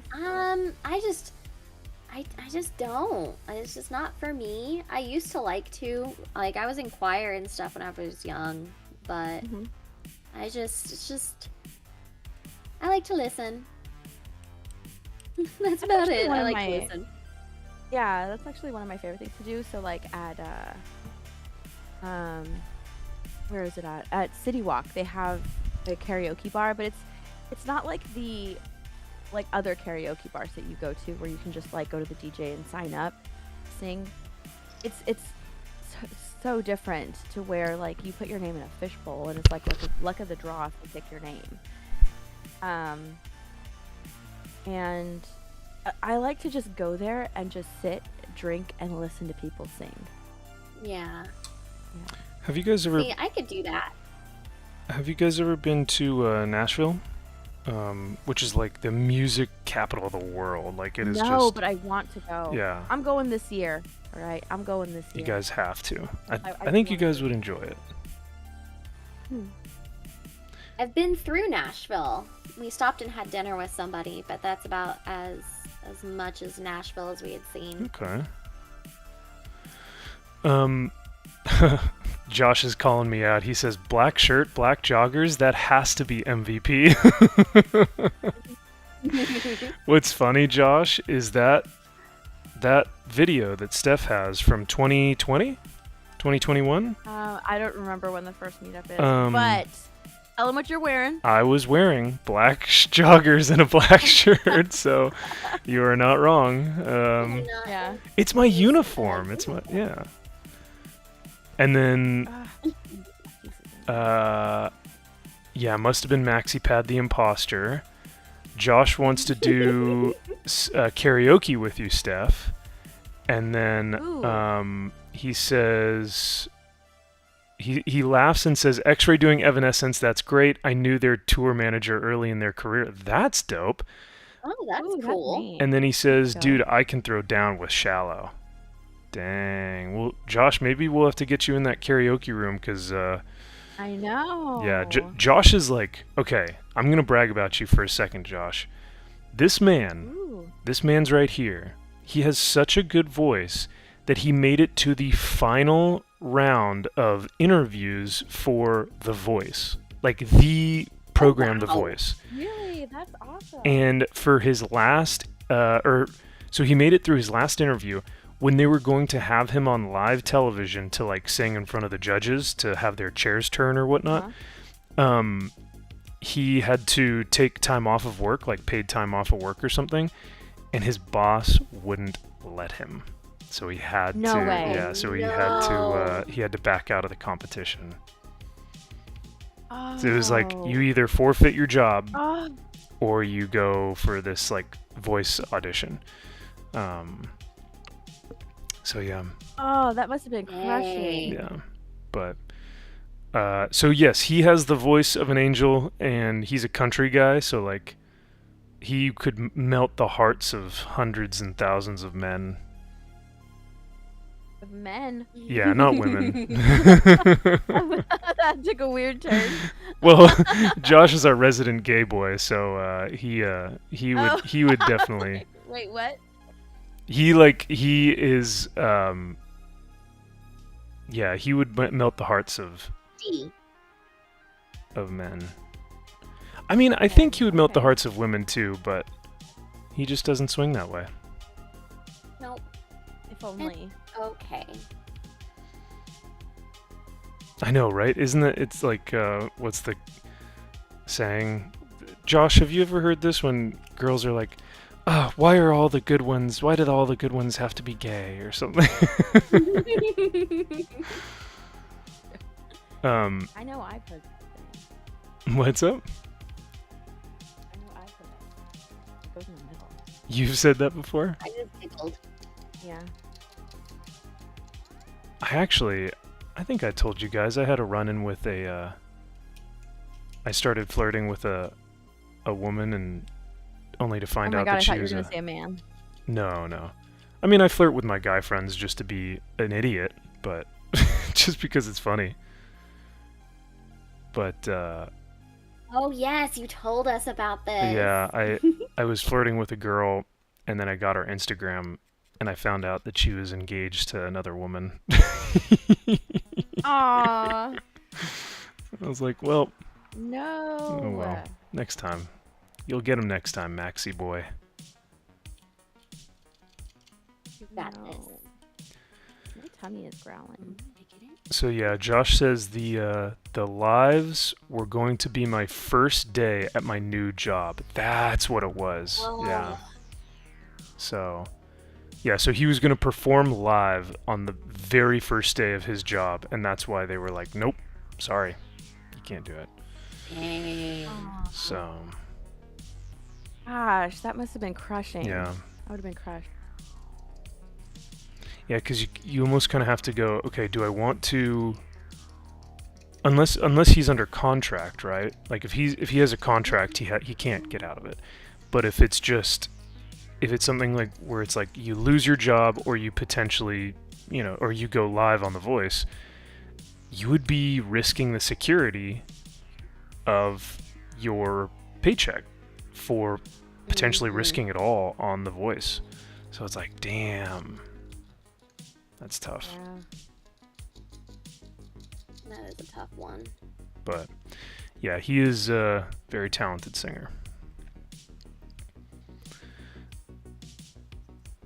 Josh says, strangely, the gays say, why are all the good ones straight? Oh, so it goes both ways then. All right. Oh, really? Yeah. Never mind then. That's pretty funny. I had no idea. That's so cool that Josh was like that's a cool opportunity. Hopefully, like, he could try it again sometime. I know, right? Like, if I think honestly, if he had the time, he could do like a YouTube or a Twitter channel or website or something. I would just think it would be great for him to sing on there. Get some good, get a good microphone and some good acoustics and just start singing, because that's how so many people get. That's how a lot of them are found now. 100%. TikTok is another big true. one. Yeah. That's where tons of musicians just post their stuff, and I think you'd do really well. I think you'd crush it. Man. Wear a black shirt and black joggers and start singing, and damn. There you go. There you go. Josh says, I'm going for the lesers. And I was like, what's a leser? And I was like, oh, lesbian. I didn't know it at the time, Josh. Oh my goodness. General, which Batmobile is this? This is the Robert Pattinson Batmobile. Oh. I really liked the Batmobile that they had in the Batman. I was going to ask, what did you guys think of the Batmobile in that movie? Was pretty cool, but what did you guys think of the movie in general? I enjoyed the movie. I liked it up until they turned the Riddler into some incel online extremist. Yeah. Yeah. I was like, dang it. Okay, I'm never gonna get a good on-screen Riddler. Mm. That's what I really wanted. I was waiting for a good on-screen Riddler. I think my favorite one so far in live-action Riddler is the guy Corey something, I can't remember his last name, who played the Riddler in Gotham. Which was the I know who you're talking about. Yeah. He reminded me a little more of the Riddler from the animated series, which is my favorite Riddler. Ooh, yeah. because I hated Jim Carrey's Riddler. Like, I hated Jim Carrey's Riddler. You didn't like the I could over the not top. stand- Yeah. Yeah, I could not stand Jim Carrey's Riddler. So I was looking forward to like this one because I was like, okay, he looks weird, right? His outfit is weird, but okay, he doesn't want to get blood because he's like, you know, hitting people. So this is his way of not getting blood all over him. All right, I'll go with that look. And I thought it was interesting, like how they kind of made him like a serial killer, which was pretty cool. He had his reasons for doing everything, which is okay. And you know, he was leaving riddles, which was pretty cool. I was like, okay, this is cool. But then they turned him into this online extremist anarchist. It was so stupid. I was like, I hate it. Why'd you have to do that? You had to go that way? All right. Yeah, it was a weird turn. And then he had all his like incel followers at the end there, right? Yeah, I didn't like that. It was just, yeah, it was predictable and just like, all right, I see what you're doing. I know most people. I will admit, I did like Robert Pattinson as like young Bruce Wayne. Ooh, interesting. Okay. So I liked him better as Batman, as not as Bruce Wayne, and here's why. Like, I get that he's a young version of it. I think he's like in his second year as Batman, or whatever. Or is he in his second year? I can't remember what year he's in. But he's like already established there. He already knows Jim Gordon. Jim Gordon trusts him. He has that relationship. But the way he plays Bruce, I didn't like it because there's no separation from Batman and Bruce. They're both pretty broody. Both him. Yeah.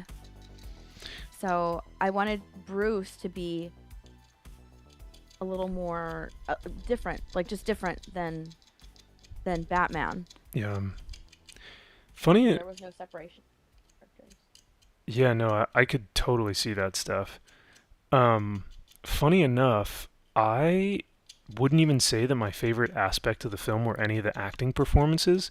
I think it was the production design, because the first 15 minutes of the film is like, oh, it's so good. Perfect Batman. It's like, because the camera starts, like that setup. Yeah. Oh my god. The camera starts to like show all the dark corners and dark alleyways, and it like, I forget what it was based. It was basically like saying that feeling of like terror. Exactly. It's like Batman could be anywhere, and as a criminal, the fact that you don't know where he is, I was like, oh, that's so cool. Like, yes, that's the type of vibe, that's the setting, that's the feel of Gotham that I want, is that these criminals legitimately fear this man.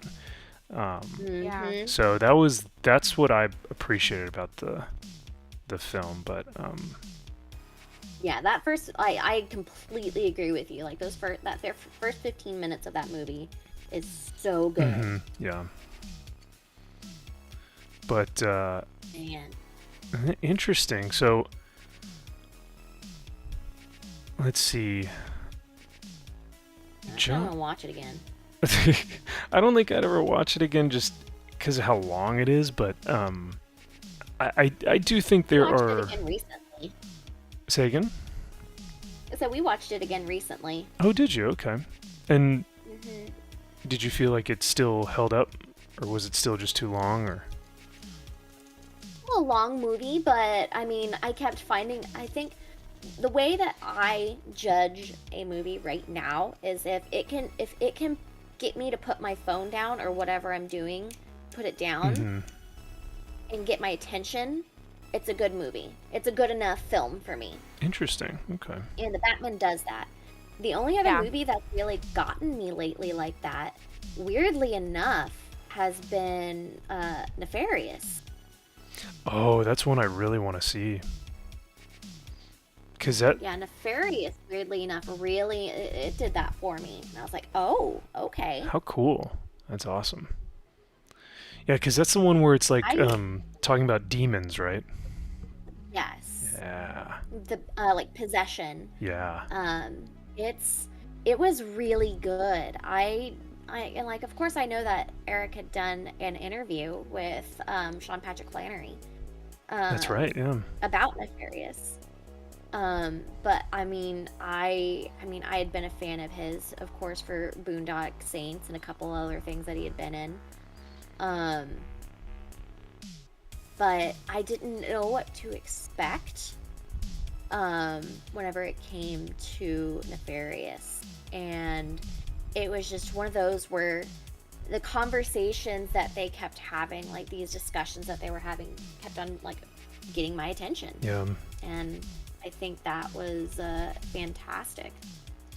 Yeah, it's really, when you have a film that's really dialogue heavy, you have to have really great writers. And from what I've been hearing is that, yeah, a lot of those conversations were really well done and that the dialogue was well written. And yes. And I mean, it's a very small cast. There's only like maybe like 10 people in the entire movie, if that. Wow. And probably a small budget, too. Yeah. But, yeah. Have you watched Nefarious, Steph? No, I haven't. I'm struggling with my Batmobile right now. That's why I'm not saying anything. Okay. I haven't. Steph is hyper-focused. She's like, I'm locked in, baby. I have to link in. So I put like I finished like the side part of the door and everything, and now I have to attach it to the big car, and I was struggling a little bit. I get it. Yeah, that's how I get when I'm painting stuff. Explain it to me. Yeah, that will be one I need to put on the list for sure. Nefarious. And then... Now, is it a horror movie? Trey in my chat said Nefarious was the best horror movie last year. I think it's not horror, it's more of like a psychological thriller. Oh, okay. Like, I am a wimp, and I was not scared at all. Do you not normally like horror films, Kara?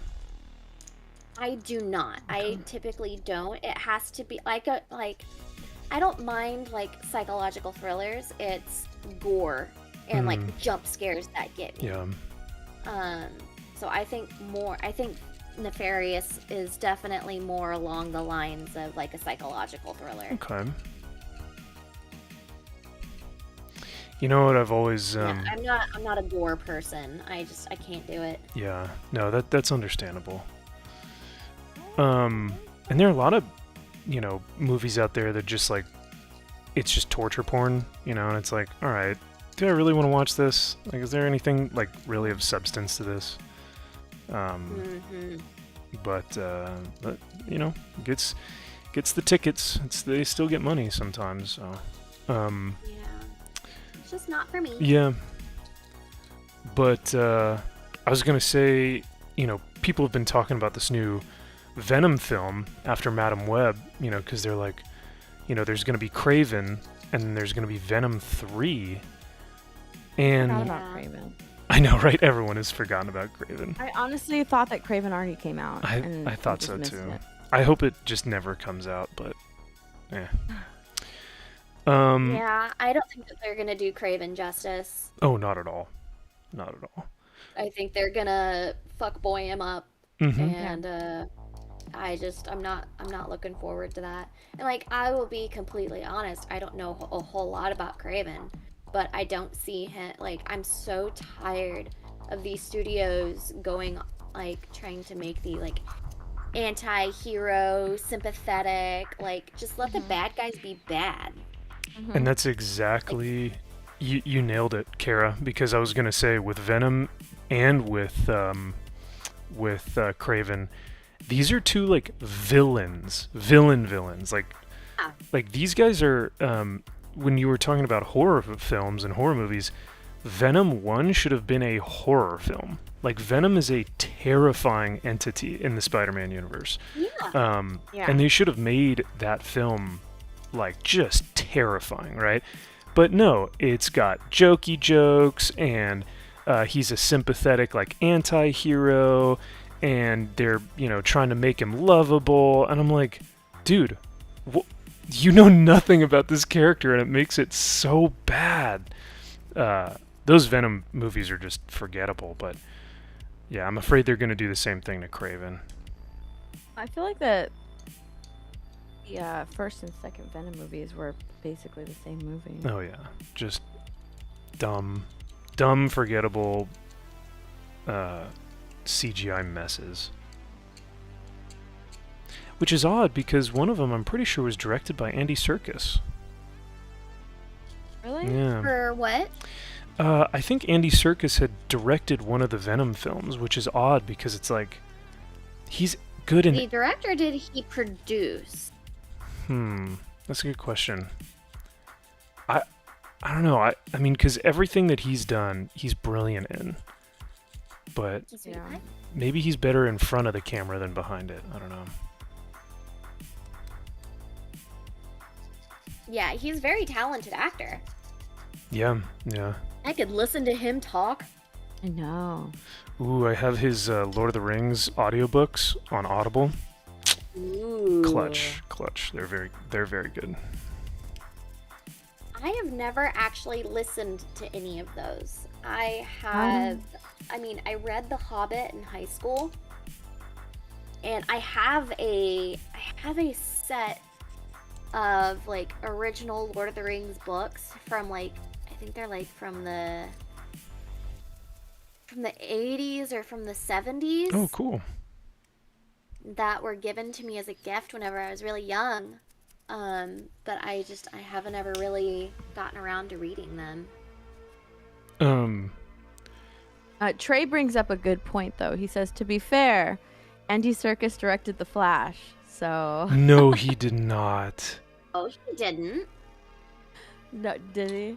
There's no way. No. Hold Was on. it him? Trey.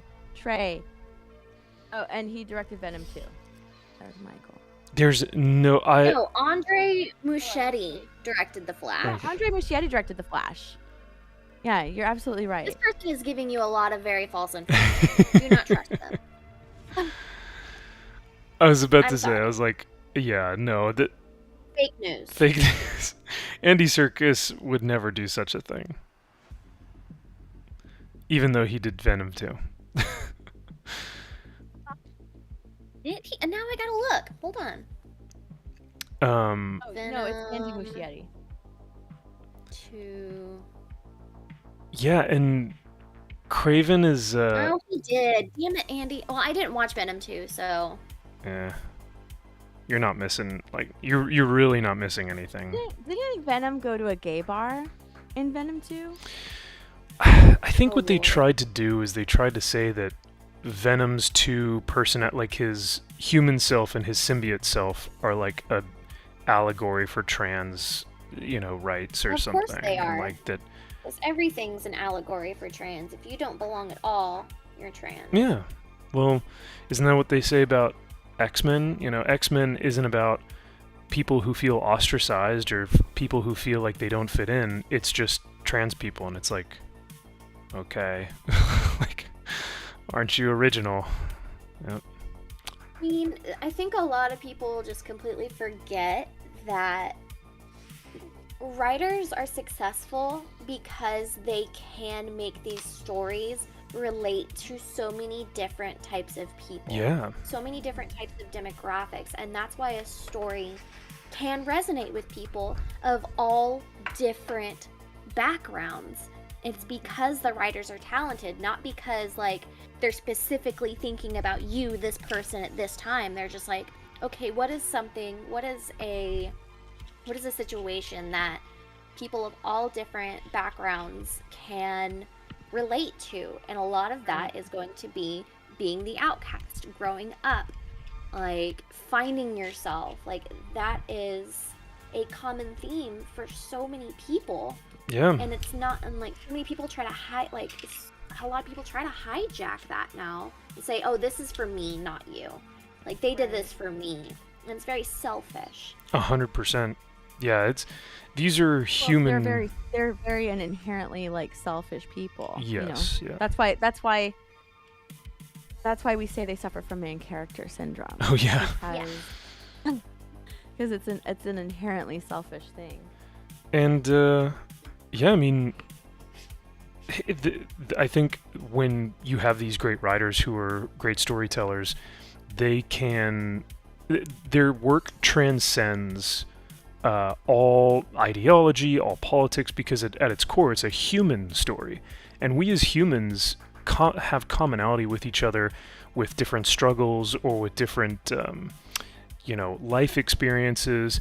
Though we may have different backgrounds, we all have a sense of, oh, I've had a breakup before, or I've suffered through a job loss before, or we have experienced death before. Like, these are human traits that we all find, but like you said, a lot of these people tend to hijack that and say, no, this is our experience, not yours. That's just not true. And it's like we said, very, very selfish. Main characters of and it just makes me sad, because I know a lot of the people that are going through that are just broken people. Of course, who are trying to either find attention or just try to be happy with themselves, but don't really know a positive way to do that. So they see all these things on the internet, and it's just not a healthy way to cope. And they'll latch on to anybody that says, "Oh no, we welcome everybody. We welcome everybody. Like, we're here for you." And sometimes, well, honestly, think about the most successful bad guys are the ones that aren't noticeably bad. They're the ones that make you feel like you are you're doing good for the world. You're like, they're the best bad guys are the charismatic ones that are that look like good guys. It's a disguise. They think that they're the good, like, they're like, oh, my cause is righteous, my cause is just, Thanos being one of them. Magneto is a huge one. Magneto believes that what he's doing is the good guy thing to do. And that's exactly why he is such a great villain. I mean, there are plenty of other reasons why he's a great villain, but he can lead people. He's charismatic. He cares about people, but he goes too far. Yes. So, yeah, that's kind of the there's a delineation between a sympathetic villain and a villain who is who believes that what he's doing or she is doing is righteous, even though they're clearly in the wrong. Like the what did they call her? Something Freckle Jesus in the Captain America Falcon show, when she's like killing people and she's like a terrorist, and people are like, I know who you're talking about, though. Yeah, she's like blowing people up and killing people. Yeah. And Falcon is like, no, she's just misunderstood. And it's like, no, no, I don't think so. Can you imagine? Yeah. Whereas like Magneto, if he kills someone, it's like, oh no, Magneto's a bad guy. Like, you're a bad person. But you think you're good. Honestly, like, I'm seeing. Oh, I'm sorry. Go for it. No. Read your super chat. No, Andrew Matthews, thank you for the $2 super chat that says PETA the Hunter. PETA the Hunter? Is that what he said? Yes. Oh no. Well, yeah. I mean, he is gonna hunt poachers. He's essentially gonna be Catman.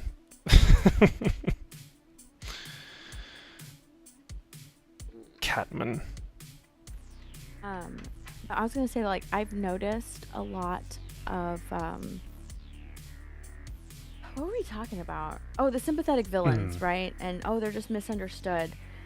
So, like, IRL, right? I've noticed a lot of these newer like true crime documentaries that are coming out have been trying to make the murderers out to be sympathetic, like, oh, it didn't happen, like, it just happened to me, or it wasn't my fault, all these things led up to me killing someone and taking someone's life. And it's like I've noticed a rise in victim blaming in real world cases, which is really sad. And I feel like that's kind of like translating to to cinema because we want to make all of these villains sympathetic. They're no longer villains. They're a sympathetic villain. You have to sympathize with what they're doing. And it's so crazy because you see people trying to sympathize also with actual murderers and killers with all of these new documentaries. And it's like, why are we doing that? Stop doing that. Yeah, it doesn't make any sense to me. It is a weird ideal. It's like a weird hill to die on. Like, there are people who it's like, you know, there's always nuance to everything, and you go, man, yeah, that must have been an awful situation, but we shouldn't be rooting for these, like, murderers and killers and stuff like that. Like, but wasn't there, like, Memology? Was it Memology who posted something on Twitter that was basically, it was one of those crime drama shows, and the woman didn't convict the rapist because she was like, he didn't know any better, he comes from a low-income part of town, and blah, blah, blah. And you're like, I'm sorry, excuse me, what? You're not going to convict him because because he's a victim? Even though he was the one who raped? Like, it was just, it was so backwards, and we've been seeing this a lot where there is a double standard for our justice system right now, and it's on full display. Yes, very much so. It just makes me sad. Yeah, and yeah, this year is going to be quite something. You know, it is an election year, and people are. YouTube's going to be crazy. I'll say that. That's all I'll say. Yeah. YouTube's going to be crazy. YouTube's going to YouTube. YouTube is going to YouTube. Yeah. You think Kick will do the same thing, Steph? Well, maybe. I don't know. Depends on who's talking. I don't think Kick will. I don't think Kick will censor like YouTube does. Yeah, right. Or like Twitch. Someone got suspended from Twitch. Suspended. One of our Melanie. Melanie. Oh, really? Oh my god. Yeah, Melanie got suspended. What did she do this time? Oh, who knows? I was about to say, she, yeah. Probably didn't do anything, but yeah. Melanie. I can't remember why she got it. I can't get this in there. Well, I know it's getting to be that time of the day. I'm on the struggle bus right now. You trying to find a piece or trying to get a piece to work?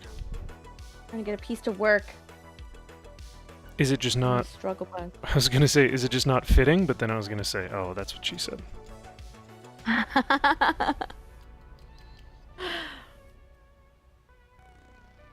Or maybe a wrong angle, which is also what she said. Connected the tail with the head. What? It is an awkward angle. Oh. It's an awkward angle, so it's not going in. That's what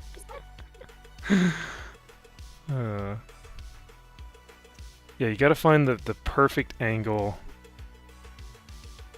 But it may take a few tries. You do. Angle matters. Yes. I can't get it in. You gotta be persistent. You can't force it in, though, Steph. You gotta make sure. I'm trying to force it because I can't get it in. Oh my god. It takes some finesse. You know what I mean? It takes some skill. You gotta.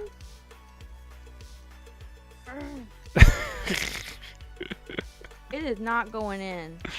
Just does not want to fit. Angle. Why isn't it going in?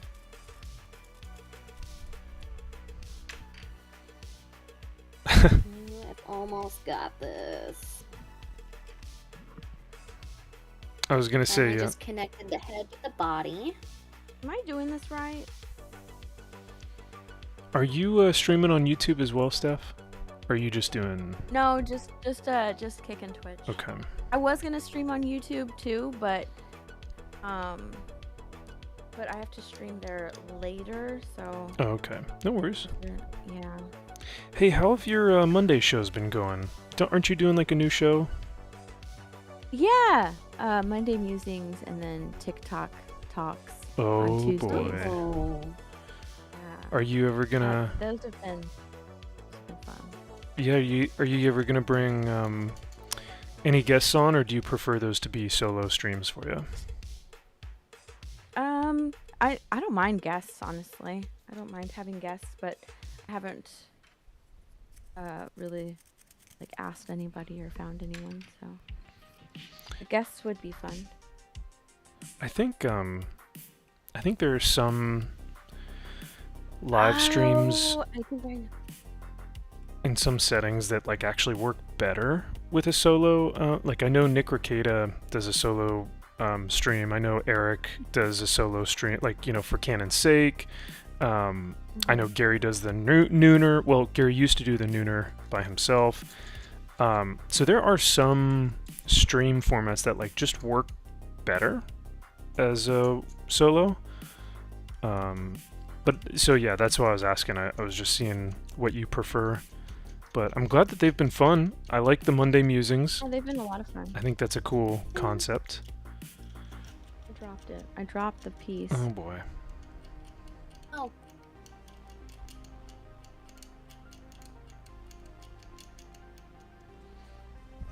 Oh gosh, I just realized what time it was.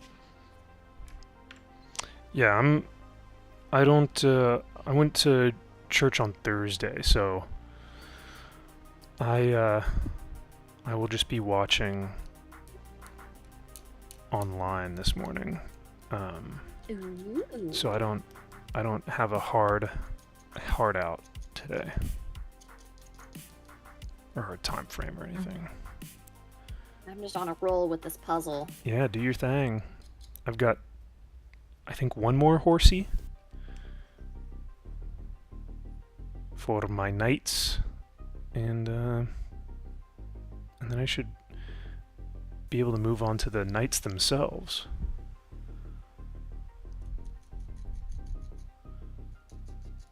And that piece fell far. Did you chuck it or something across the... No, like, I don't know if I accidentally kicked it, but like it went to the opposite side of the room. Like that Oh my piece gosh. flew. Jeez. Yeah. Man, it really wasn't going in then, huh? Wasn't going in. Yeah, I just needed some love and direction. Yeah. Right. I'm still having problems with it. Out of context conversation. It's not going in. It's the angle. Am I doing it right? Yeah. I figured it out. I got it. Had to finesse it in there, or was it forcefully? I figured no, it wasn't forced. It went in so smooth. Oh, wow. Okay, good. That's what you always want to hear. Was it just? Did you have to look at like the box or the rule? Because does Lego come with like a? I wasn't following the directions Oh well enough. boy! No. Trying to do it by yourself. I was like, I know how to do this. I got it. Nope. Yeah, sometimes you need some direction to go. Yeah, maybe try this. Maybe this might work better. And that's all you need. Yeah. Just a little bit of communication. Yep. Communication is key.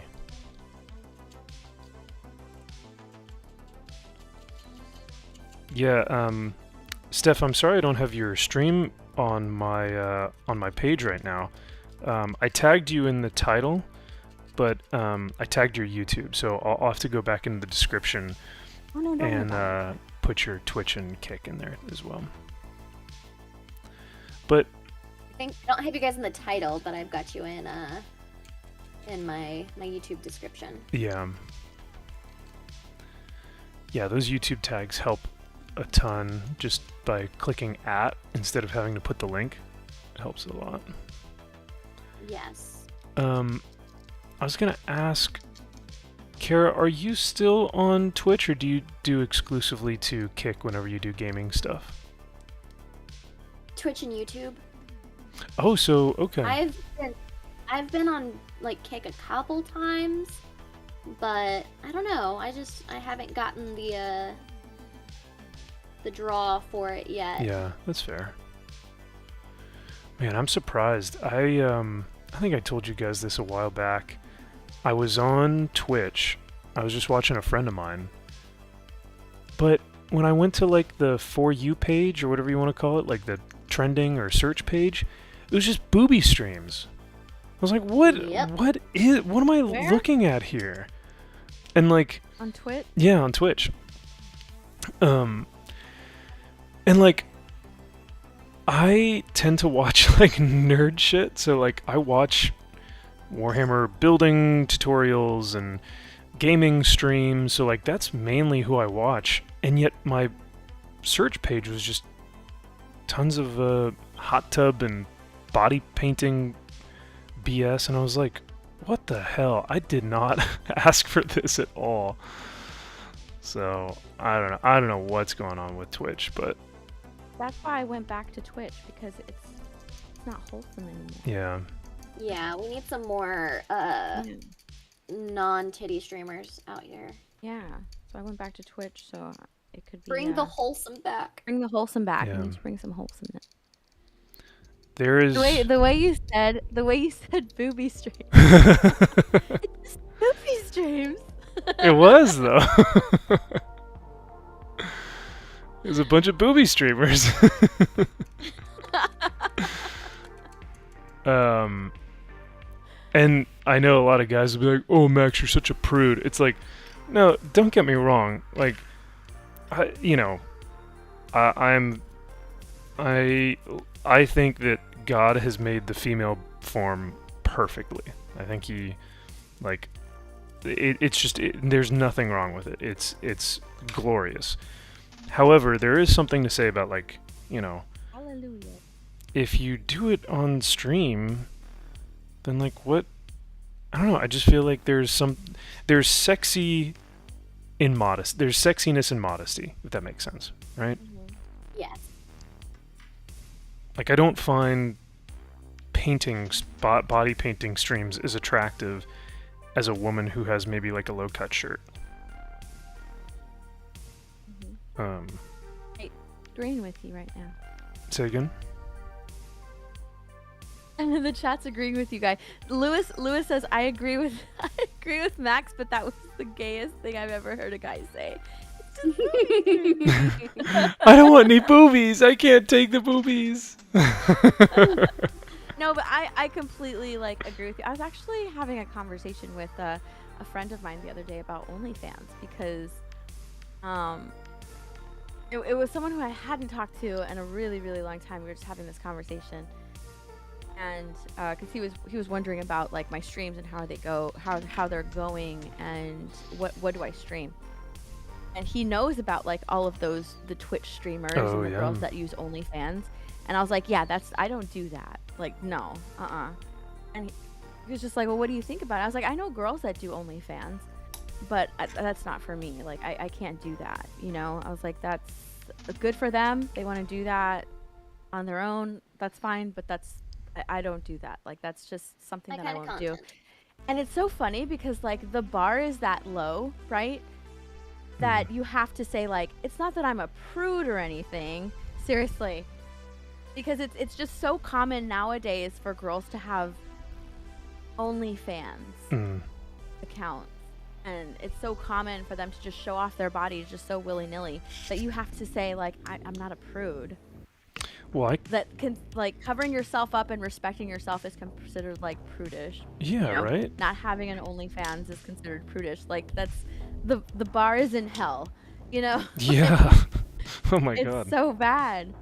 No, you're right. Here in California, like I'll be out, maybe not at a bar, but like I'll be out somewhere in public and maybe even a coffee shop, but you'll get guys who legitimately ask, like they'll just find a beautiful woman and they'll be like, "Hey, do you have an OnlyFans?"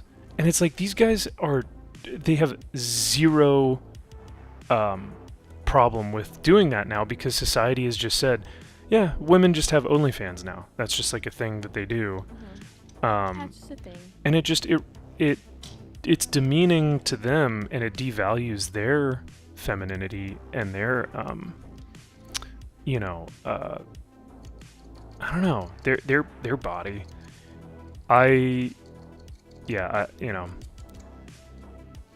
It is unfortunate that of course everyone is free to do what they want, but I don't see it as a good thing, especially for young men who are trying to find women and then they just find themselves on OnlyFans. It just removes the personal connection and the relationship aspect. Yes, it does. I completely agree. That's crazy that they ask girls, "Do you have an OnlyFans?" That's crazy to me. Well, yeah. I don't know. I just don't. It's not that I don't want to say like I don't date, but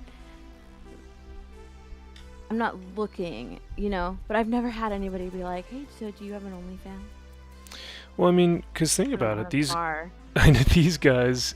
These young guys probably think, okay, I can try and flirt with this girl.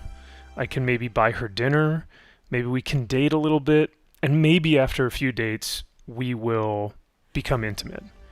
Or I can pay $5 and get all of that tonight. You know what I mean? Exactly. That's so sad. And that's the sad part, is because the men are now opting out of pursuing the woman, because why would they pursue her when they know that they could pay $5 and get all of that and just see it and just see it? Let me see what this girl got, and not have to put any effort towards the relationship. So even though your chatter said that I sounded gay, They don't say they're. I told you they agree with you. They do they just agree. Thought it was funny, like it's all boobies. That's why I said the way you said it. It was like so adorable. You're so shocked, like it's all boobies. It was for effect, because I mean, of course, boobs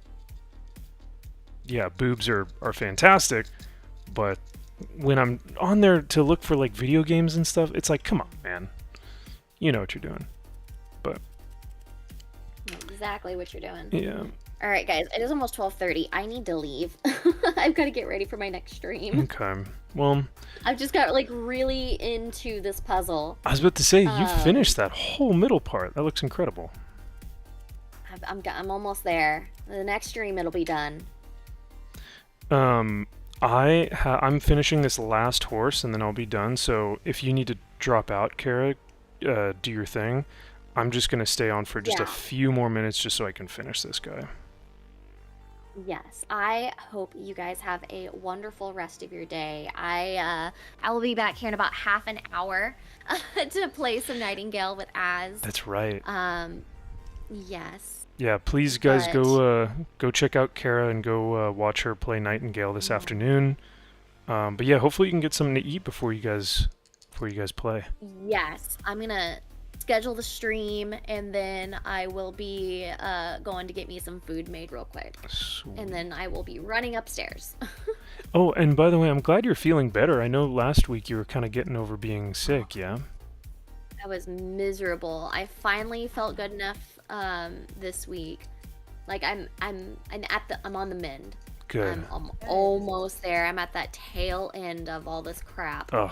I can't believe how long whatever everybody was catching, it was something different, because that lasted a long time. Yeah, it got me. I think it was just a sinus infection, or it was just something annoying. It was not fun at all. Mm-hmm. Well, I'm glad you're feeling better, and enjoy the rest of your day. We'll pop in and check in on you for your video gaming stream, and thanks again for hanging out this morning. Always love chatting with you. Yeah, it just really starts me off in a good mood for the week, because I really love hanging out with y'all. It makes me very happy. I know, right? And thank you for showing off your Pikachus as well. nice little timeline cleanse. I love it. Just one more lumpy Pikachu for the road. Here you go, guys. Yeah. I cannot wait to like go back to the couch and keep finishing working on the other one. His face is adorable. Yeah, it's pretty great. So cute. Oh my gosh. I love him. I'm so proud of him. So cute. Where are you gonna put him? Where is he gonna be displayed? Oh, he's going on my desk next to me upstairs. Hell yeah. I'm gonna show him off all I can. He needs his own like emote. He needs an emoji or an emote. Yes! Oh my gosh, he does. Pikachu. Lumpy Pikachu. Yes. So cute. Oh my god. Alright, guys. I love you. Love you, Kara. Have a good rest of the day. Thank you. I'll talk to you guys soon. Sounds good. Guys, go hang out with Max and Steph while we're hanging out. Yeesh. Sorry, my brain. I got really hungry. Brain fart. No, that was perfect. Okay, love you. Bye. Love you. Bye. Bye. That was so cute. That Pikachu is so funny. I love that little derpy face. Oh my gosh, her Pikachu's adorable. Yeah, so chat, you guys have been amazing, by the way. Thank you for kind of weighing in on this as well. We've got Shieldwall of Dragons in the house. What's happening, brother? Good to see you as well. Yeah, Risk It for a Biscuit said, agreed MVP, make modesty great again. Amen.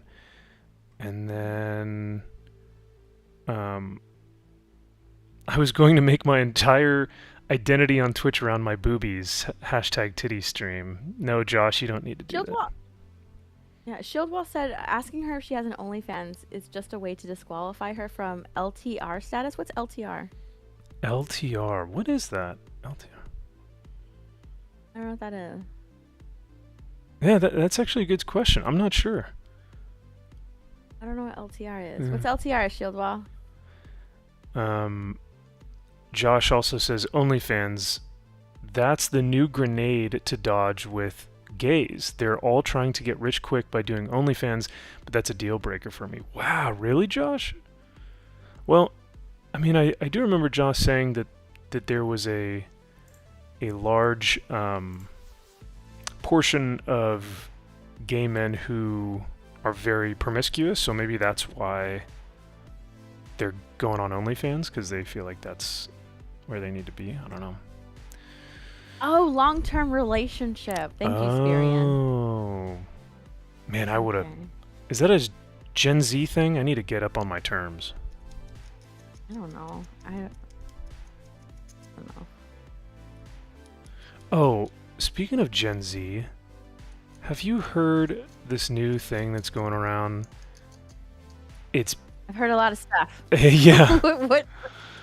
It's the weirdest thing ever, and I hate it. But basically, for example, I'll say, man, that guy is giving me like creeper vibes, right? Uh-huh. But instead, Gen Z says, it's giving creeper. Oh yeah, it's giving. It's giving. Yeah. That's the phrase. Giving. I'm like, I've actually used that before. No, Steph, no. You don't fall in. I've actually said it before. Like, yeah. But like. Yeah, like it's giving Ted Bundy vibes. Like it's giving Ted Bundy. Like that's what she said. But that's that's what's so funny. It's like the actual phrase just has a few more words in it. It's giving me creeper vibes. That's all you have to say. But instead of saying like creeper vibes, you say like, "Ooh, it's giving Ted Bundy." Right. Or like if someone is displaying a type of like stereotype of one of the signs, you know, like, oh, she's giving me Gemini vibes, right? You just say. You don't say vibes. You just say like you don't say vibes. Yeah, you just say it's giving Gemini. It's giving Gemini. I hate it. I hate that. Why, Gen Z? Why? Yeah, I think I've actually like tweeted out something like it's giving something. Oh my God. Remember what it was. But it's because here's why. Okay, it's because I'm on TikTok because I have all of that information. Right. From TikTok. That's why I started doing the TikTok streams to like talk about stuff. But I've heard them say that a lot, and I don't just like and I also watch like a lot of true crime stories and just things that aren't in our sphere that we talk about, stuff that's not pop culture. And I have heard a lot of people say that phrase, it's giving whatever. Like I've had a lot of people, I've heard and listened to a lot of people who use that. So I found myself saying it a few times. Oh, disavow. No, I'm kidding. I still love you, but because have you seen the way they do their hearts now? They just do the hand thing, right? They just do the hand heart. Wait, hold on. I'm waiting for your stream to catch up. Oh, I didn't actually do it, but did you not do here, it? I'll do it. They just do this, right? Or is it this where they do the thumbs and the hand? I don't know. I did them both, so you'll have to let me know once the stream catches up. Okay, hold on. I'm waiting. If it's either one of those. No, it's not that one. Okay. First one. That's like no, it's not that one either. Neither one of those? Okay. It is neither one of those. It looks like a gang sign now. No it shit. Looks like a raptor claw. Okay, Oh, it's like this. Oh, wait, hold on. Let me see if I can pull your stream up real quick. It looks, let me know when you got it up and I'll do it again. It looks like a gang sign. It looks like a raptor claw. I'm just like, stop it. Stop it. Do you want me to go to what? Let's see. Should I go? It doesn't matter. I'll actually do kick. I don't want to support all those booby streamers. No, I'm kidding. I don't care. I mean, it sucks, but all right. I gotta log in. Hang with me, chat. Oh my gosh, you're gonna laugh.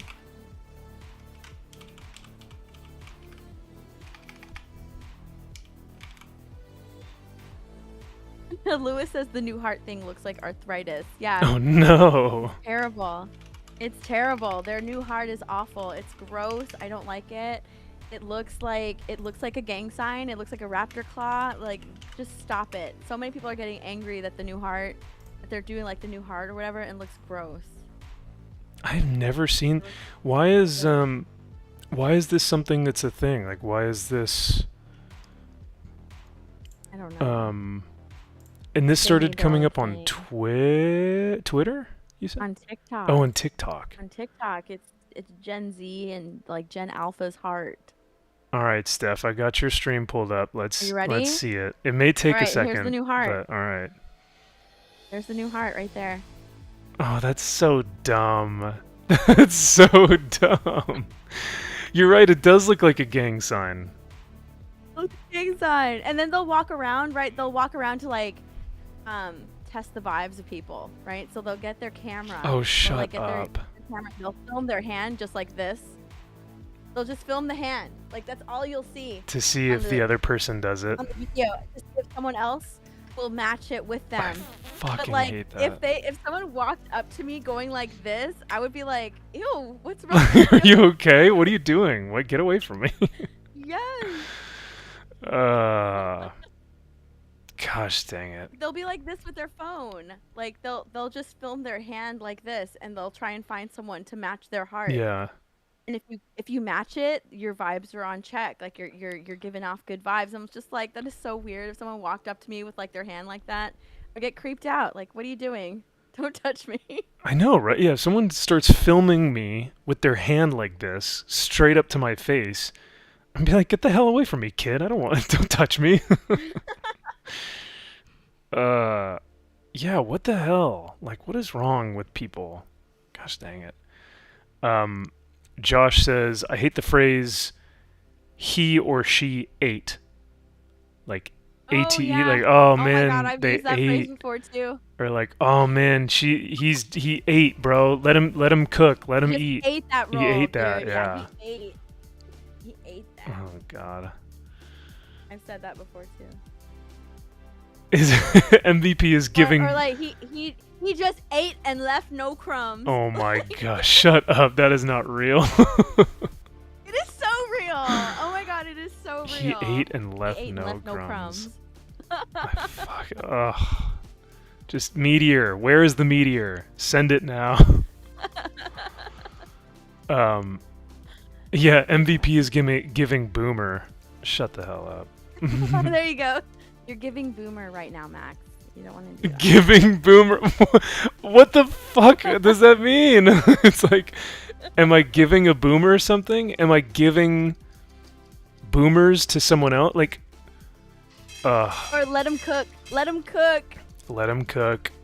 I've heard that one so many times. That one's not, like, I've heard that one recently. Let him cook. That one's just funny. That one's funny, but. Oh my god, in the chat, he was cooking, ate, and left no crumbs. Oh my god. Chat, you guys are funny. Yeah, I Trey said, I do actually say let him cook. Yeah. Dominic says, I hate let him cook. It drives me insane. Really? Yeah, let him cook. I unironically say, oh, that's rad. Like, you know, rad used to be radical, right? But California thing, I feel like, is rad or gnarly. But I don't know. Unironically, I don't think I can ever switch to it's giving Gemini. I don't think I could ever switch over to that. Oh, Matt, you're giving Boomer right now. Okay. You're giving. Stop it. I am giving Boomer vibes. Yes. It's giving Grandpa. Okay. Oh my god. I'm about to kick you off my stream. My chat is gonna be like, no, let her cook. Let her cook, bro. I finished bag 6, so it's this side of my Batmobile chat. There we go. The door opens. Ooh. Ooh. Man, that thing is detailed. There's a lot going on. I know. Yeah. There's a lot going on in this thing. For sure. How long does it tell you on the box, like roughly how long it'll take to build one of those, like the piece that's inside? Yeah, I don't know, maybe. I've never looked. Whatever the hours are, like, just triple it for me. Oh gosh. Well, yeah, because you're trying to force things to fit them instead of finding the right angle.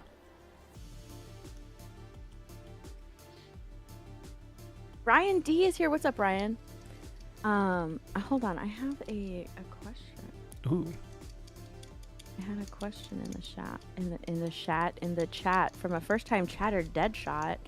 Hope you're doing well. No offense. Just wanted to understand a girl's perspective of why you're always falling for the toxic guy and treating the nice guy like a very last option. Ashcad type. I feel like sometimes, not all the time, but sometimes, a girl will fall for like a toxic guy because they don't think that they're worth the time of like a nice guy. That's like honestly like my opinion on it. They don't think that they're worth the time of like a nice guy. Like you're too nice for me. Like I'm not worth that. Interesting. So they end up dating someone who's bad for them because they don't realize that like they're worth so much more. They are worth the time of a nice guy. Yeah. You know, which is why they end up dating someone and putting up with that person who's very toxic for them. So yeah, it's like self-esteem issues. Like I can't date this guy. He's way too nice for me. Like I'm not worth that. You know. I'm not worth the time of a nice guy. And it also could be that they grew up. Honestly, like I honestly think that's why you use the frame like daddy issues, right? Mm-hmm. Because they grew up in an environment where either their dad is not present, or you know they grew up in a toxic environment, or they grew up in conditions to where they don't feel like, or to conditions to where like they are used to someone treating them like crap. right? Whether it be their mom, their dad, it doesn't matter. They're just used to that, so they just think that that's normal. They just think that that's like how a guy should treat a girl, but in fact they are wrong. That's a great point. Yeah. Yeah, I've known women who will date just like absolute losers, but because they had no father figure, or the father figure that they did have was in fact a loser as well, they just think that that is how a normal relationship looks like, because they've never had something to aspire to. Now, what about, let me ask you, in that same vein, do you also think that some women could say, oh, I want to date the bad boy or the toxic one because I can fix him? Is that something that happens? Oh yeah, for sure. 100%. Yes. Yeah. So you get like a woman who, like, yeah, for sure. Like, oh my gosh, but it's so funny because they don't realize that, that the guy that they want to fix doesn't want to be fixed. He's single for a reason. There's a reason he hasn't settled down, or there's a reason why all of his previous relationships have failed. He doesn't want to be fixed. He is the way he is. He's not going to change. So you're not going to fix him. Just like let him go. Don't do it. Like, don't even try and take on the challenge. First of all, like, I honestly think that unless you were in a hella abusive relationship, or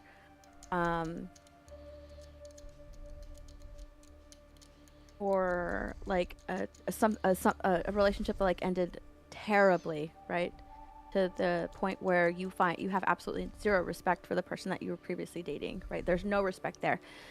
You shouldn't be talking about your ex in a bad way, and it's always like a bad thing for me, or not I don't want to say like a red flag, but it's always like, oh, so you didn't respect, like, you spent that much time with your partner and you don't respect them. There's absolutely nothing that you found enjoyable in your previous relationship where you're talking bad about your previous relationship, right? I think that whatever partner you have in the past, you should at least respect them enough to be like, yeah, we had a really good time, but it just didn't work out. Not, I'm going to talk all this shit about my previous relationship. And I feel like guys or girls who want to fix a guy want to do it because this guy is talking about his previous exes in a bad way, to where it's almost enticing. Like, oh my gosh, no, I'm not like your previous exes. It's almost like I'm different, and it's almost like a challenge. And therefore, I'll be able to fix you. Yeah. But it's like, wait a second, why are you talking so bad about there's nothing redeemable about any of your exes to where you have zero respect and you're going to talk badly about them now? Like, that's always like a red flag for me when they're always talking shit about them. Like, you have to have there's something there in a previous relationship where like you have the respect to not talk shit about them when the relationship is over. Yeah. So.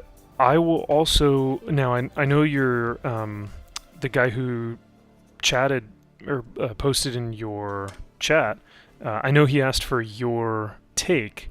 If you don't mind, I'll also add a take, if that's okay. Take, because Lewis just said I can fix her is common as well too, by the way. Yeah, oh, absolutely. Yeah, it definitely goes both ways. But I will say, just on the nice guy front, so I'll say that I have been a practicing Christian almost like my entire life. But one of the things as a young kid that the early church will do is they'll say, as like a Christian guy, you need to be nice. You need to be a nice guy. And you need, like, Christian boys are nice, And for the longest time, I thought that, like, to get girls and to be a good person and to follow my religion would be I just need to be a nice guy. And as I've gotten older, being nice does not mean anything in the grand scheme of things. Like, strength, nobility, courage, honor, all of these things have nothing to do with niceness. So I'll say, for a guy, I think being nice is great. Sure, that's fine. But it is not like the number one thing I think a woman looks for. I think that you know, if there's a nice guy who is weak in his convictions and has no value to him or his relationship, has no strong, honor or courage, but he's a nice guy, that's even more toxic, because he's hiding behind his niceness but has no real value to add to a relationship. So I would just be cautious of the nice guy, quote unquote, because sometimes, they're just weak. But I don't know. That's just, I don't know. I see it a lot from young men that are like, well, I was really nice. And it's like, yeah, well, that's great, but that's not everything. Right. I do want to say, so going back to our old convo, Shieldwall says the only thing the kids say that I like saying that's like new is quote unquote would. So if you think like a girl or a guy is hot, so you just see them and you're like, oh, would. Would. Dude, Shieldwall put that in my chat too. I saw. Oh, you did? Okay. Oh, I love it. I love it. Would, yeah. Would. Ryan D says you gotta have balance. Absolutely. Amen. Yeah. And then Lewis says I can fix. Oh wait, hold on, wait. Where does it say? Oh, Lewis said I can fix Steph. Oh gosh. What's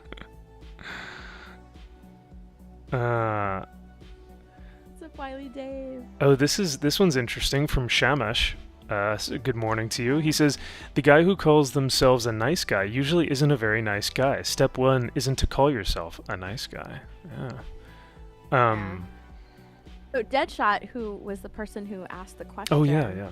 Says, thanks, bro. Vision cleared, and I am on a mission to improve myself. Oh, well, dude, amen to you, brother. Yeah, keep on keeping on. Like, that is awesome. I'm also trying to do the same thing, but Steph here is Never stop improving. Never stop improving yourself. Oh, absolutely. Steph is a voice of reason, and she is a fantastic woman, so I would also definitely take heed of her words as well, because she also has a lot of insight. So,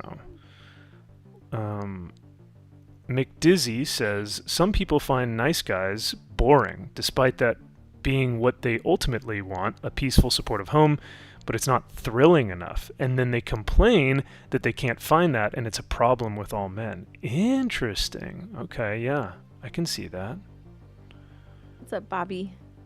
In the chat. And then Deadshot followed the channel. Thank you, Deadshot. Nice. Thanks, Deadshot. Thank you. Followed on Twitch. Thank you so much. Hell yeah. But yeah, Deadshot, yeah, keep on chugging along, man. I think men and women, I won't exclude anyone. I think it's great to work on yourself. There's nothing better than that, to really get to understand who you are, so that once you do find that relationship, you can bring your whole self to that. So that's pretty cool. Yeah. Look at all these horsies. I finished all these horsies. Like me right after being like, yeah, be a strong, confident man. And then I'm like, there you go. You finished your horsies. I finished all the horsies. Oh, but I'm probably gonna call it now that I've got all the basic structures. I'm not gonna tell him that. That's fine. Say again? No, you're gonna end your stream now? Yeah, I think so. I think I'll probably call it there. Yeah, because we've been going for a while. But if I don't know if you're gonna about 2 hours. Yeah. I'm debating on whether or not I want to start this bag. Ooh. It took me 2 hours to do the other bag. Oh gosh. And yeah, and I have about 2 hours until my next stream. So I don't know. I don't know if I should start it. Maybe I should just stream until my YouTube stream starts. Maybe that's what I should do. Ooh, okay. I think I will do that. I think I will do that. Perfect. I think I'll do that. I'm gonna stay live. Okay. On Twitch and Kick and just jump into this 7th bag. Let me do this. I'm gonna put your link in my chat. So guys, please go make sure to check out Steph's. I put your Kick link on my stream. So If you guys want to roll on over to Steph's stream and watch her build the Batmobile, please go do that.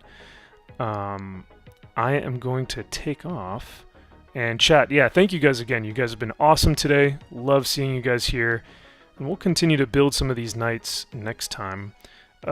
Steph, what do you got going on today? So you're going to continue to stream until... What's your YouTube stream this afternoon? Talk Nerdy. Oh, yeah. Yeah. Very nice. Talk Nerdy with Mara is going to be on my channel this week, and it starts in 2 hours, so it starts at 3 o'clock. That's like our thing. I think it starts at 3. Hold on, I need to double check with Mara. Oh, gosh. Hang on, let me ask her.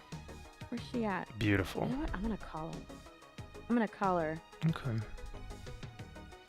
And ask her what time our stream is today, because we moved. So we used to do Talk Nerdy on Saturday nights. Mm-hmm. But we moved it to Sunday. It just works better for both of us. Okay. Well, yeah, after Talk Nerdy, once you guys are watching Talk Nerdy this afternoon, we will be doing a Max's Man Cave. Ooh, we'll send people over there then. Okay. MaxiPad will not be there, though, unfortunately. So, the alter ego that you liked, that was basically... Dude, oh my god, MaxiPad was dope though. Like, sorry. Low key. I like MaxiPad's look. Okay. Low key, everyone after that stream was like, yo, we like MaxiPad better than you. That was such a great idea though. So Wiley Dave says, who's with you, Steph? His voice sounds familiar. It is Maxfield Von Priestley MVP. Yeah, if you don't know who he is, go and check out his channel. Yeah.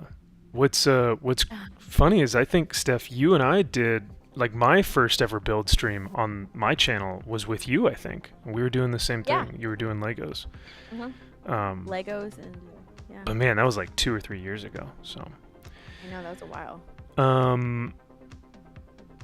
But what was I gonna say? Yes, no, that was a ton of fun. MaxiPad is quite the riot.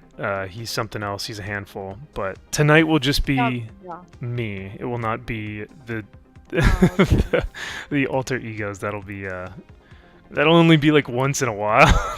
It's pretty tough to get those guys on because they're always at screenings, like movie screenings and stuff. So. Yeah. What's up, Brisket for a Biscuit?